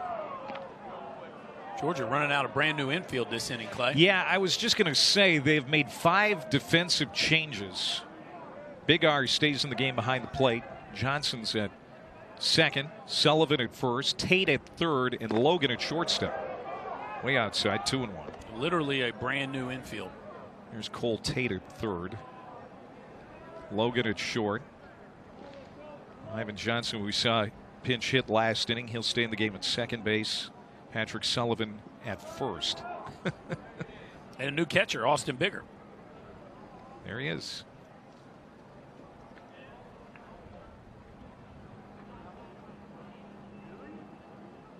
Langworthy on his last 2 times to the plate with a single and a walk. So now you've seen that Georgia has essentially conceded this ball game by bringing in all these reserves. If you're Kevin O'Sullivan, do you do likewise? I certainly would be tempted to do it on a hot day. That, you know, weekend play, rarely do you get an opportunity to substitute, right, in this league. You know, you've got an opportunity to do that right now and give your guys, this being a day game, tomorrow being a day game, you got a chance to let them really take a significant break here for at least the last 45 minutes or so of this ball game. Popped up. Langworthy to short center. The second baseman Johnson's got it. And even though that doesn't sound like a lot, there is a definite mental relief and break when you're a dude, say you're a Lippert or an India, and it's on your back all year long, to just exhale and watch a little ball. It can be a shot in the arm. Now this like team, a nap. It can. And this is not a team that looks like they need a break right now, but when the other guy's doing it, I think it makes you think about it a little bit more. I can understand that. Especially me, a guy who likes a good nap every now and then. As a matter of fact, if you need one right now, I can get Go us to ahead. the ninth. I need you to get us off air, but I can get us to the ninth. This is fouled off by Brady Smith. There's a couple of hits today. 9-1, Florida leading here in the 7th. Win today, they take the series, and they will take another SEC title in the regular season, at least a share. Of course, they won it last year, sharing it with LSU, and went on to chug through the postseason and win the national championship.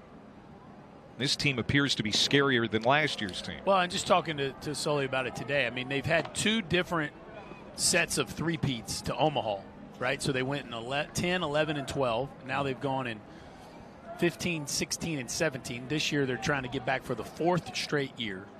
This will be what looks like a no-brainer at this point. This will be the 5th SEC regular season title of the Kevin O'Sullivan era.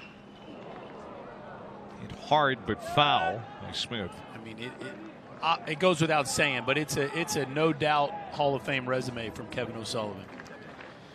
Now, there was some talk, you know, would Florida be able to retain Kevin O'Sullivan? You know, when the Texas job came open, I think that there was some speculation that maybe Kevin O'Sullivan would leave for that post. He stayed here, and one of the things that he really wanted to stay here was the new stadium, and that's going to happen. We talked about it earlier. It's going to break ground this fall.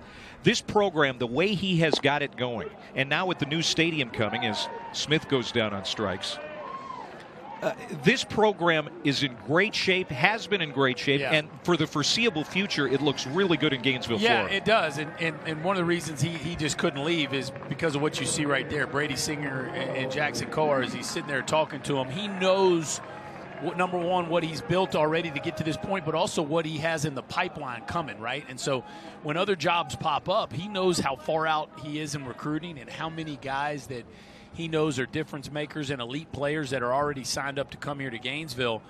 It's just, I think it's proven now it's going to be impossible, I think, to pry Kevin O'Sullivan from this job. And for good reason, especially as you brought up, now that they got the facility that will match the level of program that they have. There's nothing left for this Florida program. They now check every box.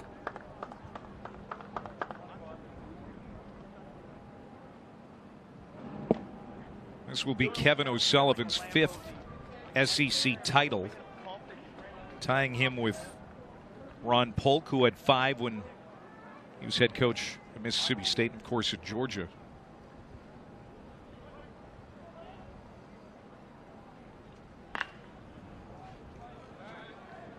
Yeah, I mean, he's getting in that legendary company, Clay. Tilden Campbell has 9 at Alabama. When you hear that name, you're probably saying, who's that? Well, that was the Alabama head coach back in the 50s. Skip Bertman had 6 SEC titles. So, like you said, yeah, he's getting into that elite. Oh, he is. Stratus. I mean, once you win the whole thing, you're already there. But you start talking about winning this league as many times as he has. Blake Reese, that big grand slam last inning, opened this game wide. Florida with 1 in the 4th, 2 in the 5th, 6 last inning. 1 on, 2 out, and that's going to do it. As Reese strikes out. Quiet 7th for Florida, but they've got an 8-run lead in Gainesville.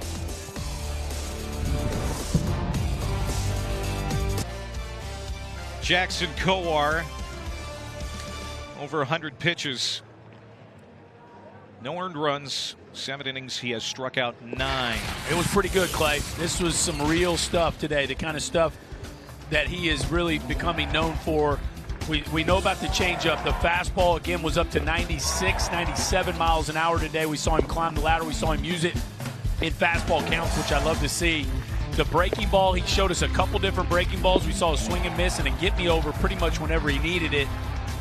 And it was another first-round performance from Jackson Kowar today, who is really making himself some money here down the stretch of the season. And now Tommy Mace, who enters the fray. And as I said earlier, Jack Leftwich will go tomorrow for Florida. Tommy Mace is one of those kids that kind of looks next. 6'6", 200 pounds from Tampa, Florida. Was actually originally a University of Kentucky signee or commit, but when they had to change in staff and Gary Henderson left to go to Starkville, Mississippi State, Mace decommitted and now finds himself a Florida Gator. And Sully thinks a lot of this young man, thinks he's got a chance to pitch on the weekend for them as well moving forward.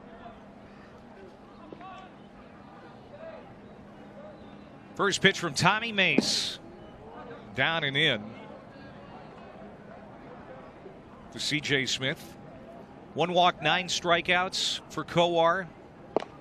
And, you know, coming into the game, Berkey, we talked about it. Kowar leading the team in walks, 31 in 74 innings. You know, if there was a knock on him, would that be it? Now, I know he was great today in those categories, but yes, if there is a knock on Jackson Kowar, is it that he walks too many? Yeah, I think that would be the most noticeable and kind of the first hole that you would try to poke in him is why so many walks. I think when you watch him, you don't ever feel like the command is a problem, but he's prone to just kind of, I don't know if you want to call it lapses in concentration, or maybe there's times when he's pitching away from contact. Mace gets the ground ball from Smith, but it's going to get into center field, base hit. But yeah, I definitely think that's one of the areas where Singer is ahead of him is overall command. But again, here down the stretch, especially these last 2 starts, you know, the stuff and the swing and miss stuff is so good. It's easy to look past the, you know, occasional walk. Looking at some future millionaires. Yep. Right there. No doubt about it. Here's Cole Tate hitting for the first time for Georgia.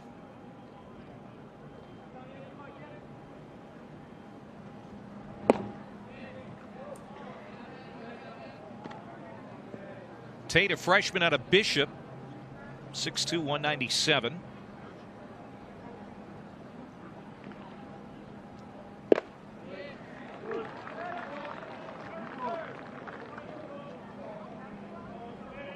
Here's Tucker Maxwell, pinch running.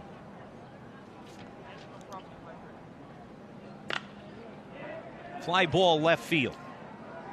Langworthy has it. 1 down.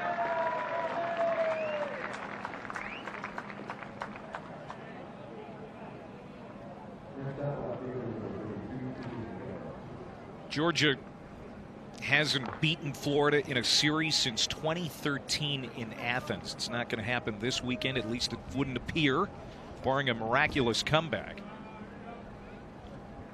After losing last night's game, a 1-run lead in the 9th and let it get away.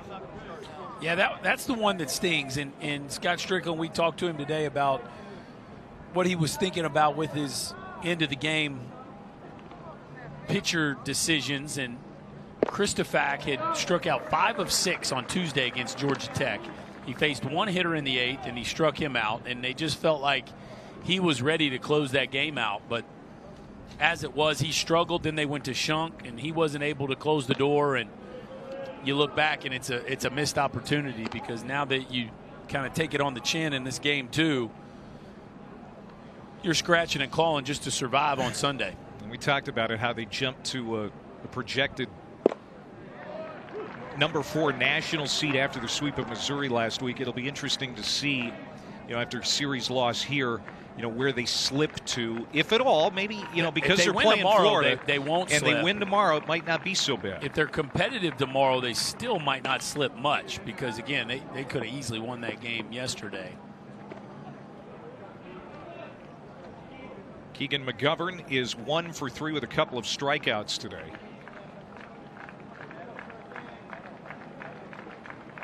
Georgia, 7 hits, only 6 against Kowar. That one's fouled off.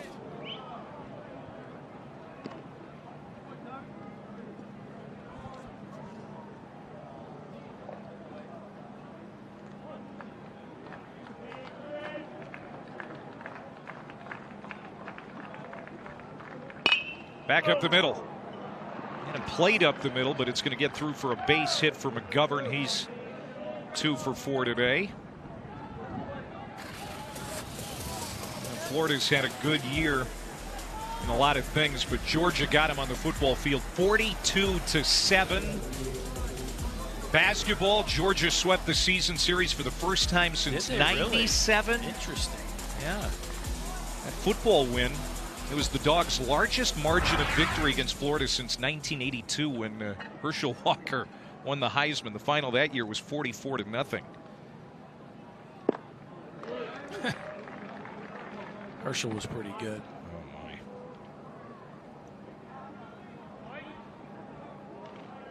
Yeah, Georgia was very confident before the game when we were down in the dugout, as Michael Curry hits. Scott Strickland said, my guys are very, very positive after last night's loss. Curry gets it into right field, 2 on. Wow. 3, the bases loaded, should say, after the base hit. That's rough if you're Tommy Mace. A pure cue ball. He has no clue where this ball went. He hit that ball so far off the end of the bat, he has no clue where it is. And what a beautiful feeling is to look up and see a clean single in the 4-hole. He's got no idea where it is.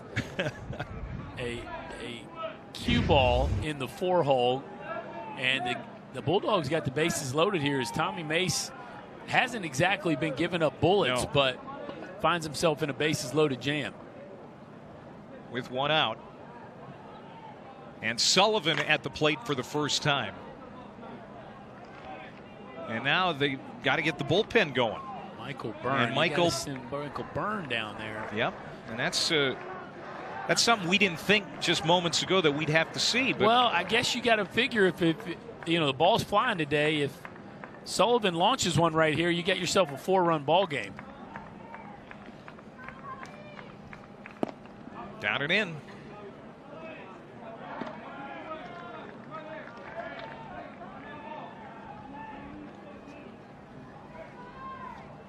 Patrick Sullivan at first base now. Missed the season last year with mono. What a talent. Swings and misses. It's 1-2. Yeah, it's a good-looking frame. And a couple years ago, as a freshman, he got to play a decent amount over there at first base, and he certainly filled into that big frame. Bases loaded. Outside 2-2. Florida's bullpen 36-0 and leading after 7.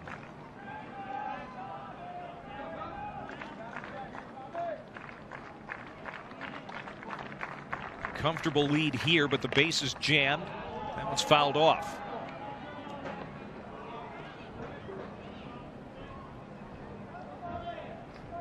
Trey Logan in the on-deck circle for Georgia. It will be his first time to the plate in the series.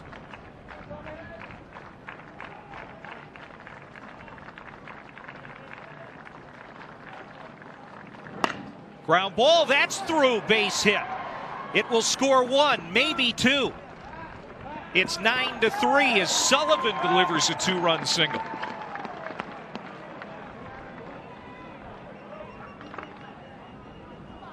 And they just continue to chip away. And again, Mace has not been, it's not been balls off the wall or scorchers, but Georgia just keeps finding holes, and Kevin O'Sullivan's going to come out for a chat. I don't know if that might be it for Tommy Mace. Sully thinks a lot of this young man and wants to keep running him out there. He's just very sure that this is one of those kids that he's going to be able to lean on moving forward. He wants him to cut his teeth in some of these moments, and he's going to give him a longer leash than maybe he would some others, because still with 6-run lead, he wants to see if he can fight out of an inning like this, because at some point, whether it's next year or the year after, he's going to be the guy that they hope is pitching those big innings starting games on the weekend. It's hard to see the bullpen from where we're at. Hunter McMullen, redshirt freshman right-hander, is going now for the Gators as well.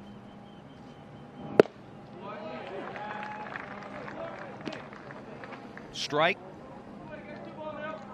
to Trey Logan.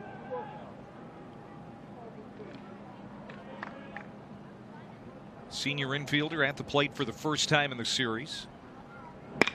He puts the ball in play. Deep short, backhanded by Lippett. Wow, got him. What a play. What a play is right. I thought he made the wrong decision, Clay. I thought he was going to go to India at third. That would have been the easier of the two choices. So watch him move into his right here, Clay. I think he's got Curry at third base if he wants him, but he puts his foot in the ground and on the run throws a strike to Brady Smith. That is a big-time play right there, and he's going to push off and be able to make that throw. And I tell you, that takes a lot of arm strength to finish that play. So 2 outs now for Ivan Johnson. And you think about Lippett, you know, the season he has had, considering he was under team suspension for the first 14 games. The year didn't get out to a great start for him, but he has really been a key component this year. Slow roller that's fouled. It was supposed to be Brady McConnell's job. The freshman was supposed to be the shortstop, and he had every opportunity to win the job while Lippett was out. He did not swing the bat well. Then he got injured and had a wrist injury. And so when Lippett came back, they immediately plugged him over there, and they weren't exactly sure what they had.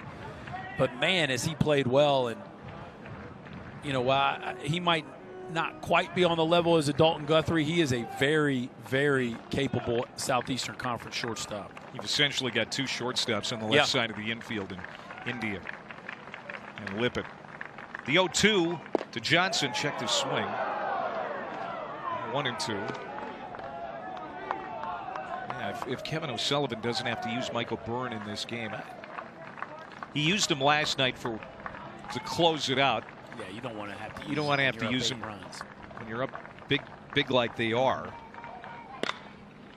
Another ground ball to that side. This will be India's ball, and Georgia is done. But they do get 2 runs to make it 9-3 after 7.5 in Gainesville.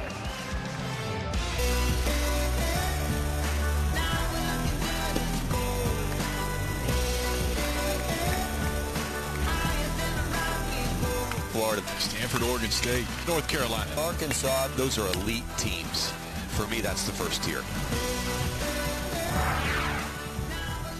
Current RBIs for SEC teams: Georgia's at 4, Arkansas 5, Ole Miss 7. Those are the teams generally in the conversation to be a top 8 national seed, alongside Florida, who's a lead pipe cinch to be just that.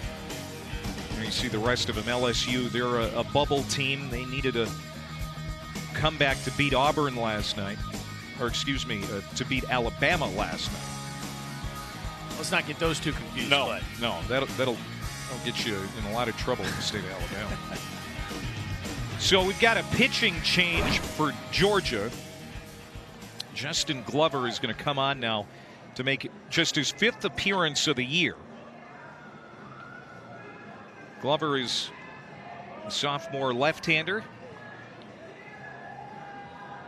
who has a near 19 ERA.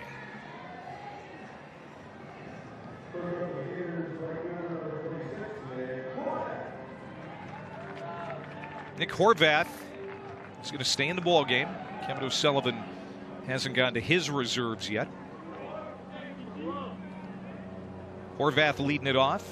9-1-2 for Florida, leading 9-3 even after the 2-run inning for Georgia in the top of the 8th.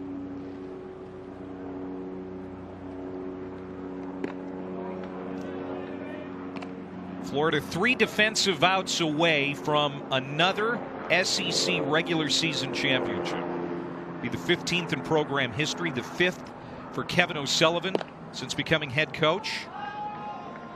Well, you know, look, if they go back-to-back and he has 5 SEC championships, 7 College World Series titles or appearances, and 2 championships in 11 years, I mean, you're talking about, I mean, without obviously having sat down and looked at what did Augie's first 11 years look like, and, you know, what did Rod Dato's first 11 years look like, but what did Skip Bertman's, you know what I'm saying, Ron Frazier, like the... But he's in that company. Yeah, I mean, you're starting to talk about one of the great starts in the history of the sport. And if he does that, even if he retired as soon as the College World Series was over, he'd be a college baseball Hall of Famer. Yeah, I think he is already, but yeah, no doubt about it. Deacon Lippett, who had that nice defensive play in the field last half inning, was robbed of a home run by Mitchell Webb his last time up.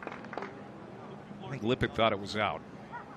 A lot of people in the ballpark thought it was out. Webb didn't. He stayed right on it, made the catch, pulling it back into the field of play. Yeah, that's one of the lone disappointments today from the Gators offense. Every other ball they've hit has found the seats. That I guess they did hit a couple foul. He's going to head it out to Webb's position again. That's a long run for Webb, but Ivan Johnson with his back to the infield makes the catch. That's a good defensive play for the Georgia second baseman. One down. You know, back to Sully, you think about it, not only are those numbers against the SEC and the nation, as we take another look at Ivan Johnson closing on this ball, but think about what he's done against Jim Morris and Mike Martin. I mean, the domination against Miami and Florida State, against 2 other college baseball Hall of Fame coaches, it's been remarkable. And you know, most people kind of think about this Florida program as a slam dunk, and you say this would be the 15 in program history. But really nobody's been able to put it on cruise control the way Kevin O'Sullivan has. They've had peaks and valleys. Andy Lopez had some really high highs here, but nobody's been able to produce the consistency of greatness that Kevin O'Sullivan has. Kirby McMullen, sophomore outfielder, is going to hit for the first time today in Nelson Maldonado's spot. He is the brother of Hunter McMullen, who was warming up in the bullpen last half inning.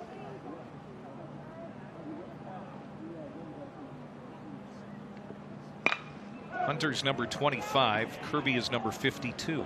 And he just bounds into a 6-4-3 double play to end the 8th. Last hope for Georgia. They're down 9-3.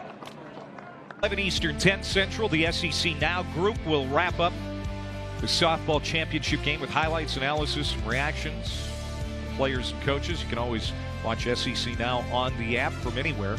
Como, it's been a great host this past week for the SEC softball championships, which will culminate tonight. South Carolina and the Florida Gators. Who you got? I take Florida. I think they're the favorite. You were the favorite coming in. All right, I'll take the Gamecocks. All right. Just for fun of it. What's at stake on lunch this? On you. All right. No matter what happens, lunch on you. Okay. I actually owe you. You picked up the tab last time I saw you, which was unusual. I'll say I don't know if I've ever seen your wallet.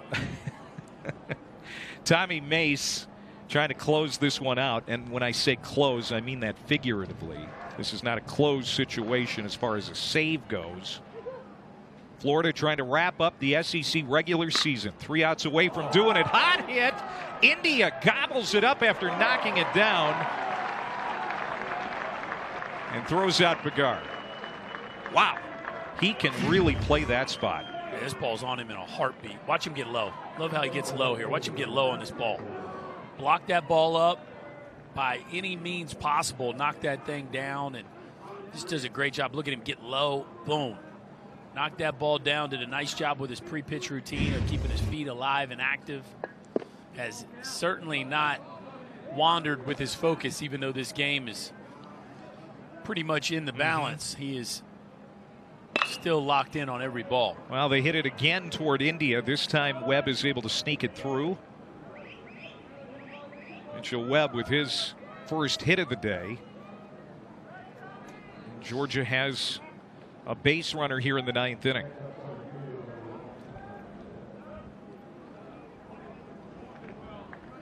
It'll be Tucker Maxwell batting for the second time. He got a single in the 8th inning and came around to score on Sullivan's 2-run single.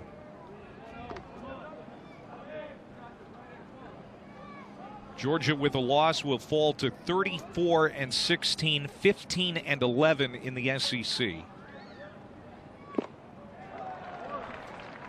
Florida's going to get win 41. Last year they won 52 games.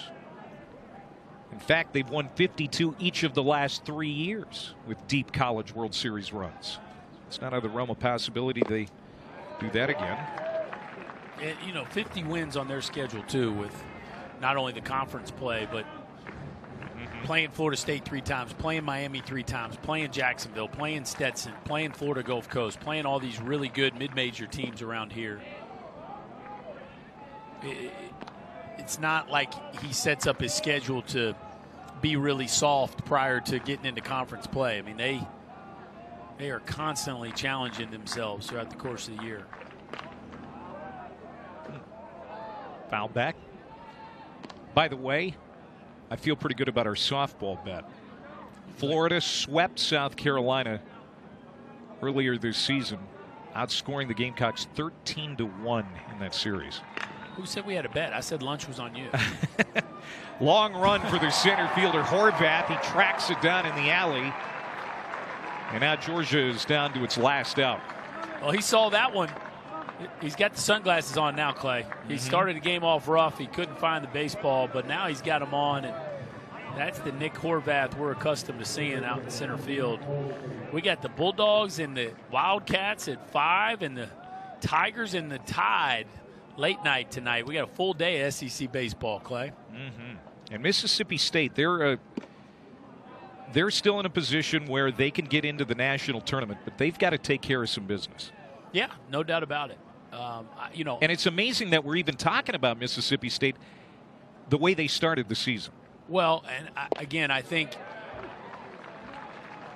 there is people out there that think that the SEC is going to get 11 teams. I think Mississippi State's RPI is good enough that if they get to 14 regular season wins, they may. But they've got 2 more games at UK, and they got these boys, the Gators, coming to town next weekend. Now, I do think Florida's going to do some unique things with their team a little bit next weekend, so they might not get the full Florida Gators, but tough stretch here. Still 5 really hard games for the Bulldogs. 4,621.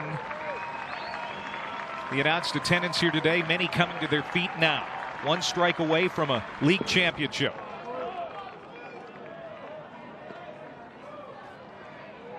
This is the last regular season home series for Florida. And the crowd has been appreciative all weekend of their play and throughout the entire season.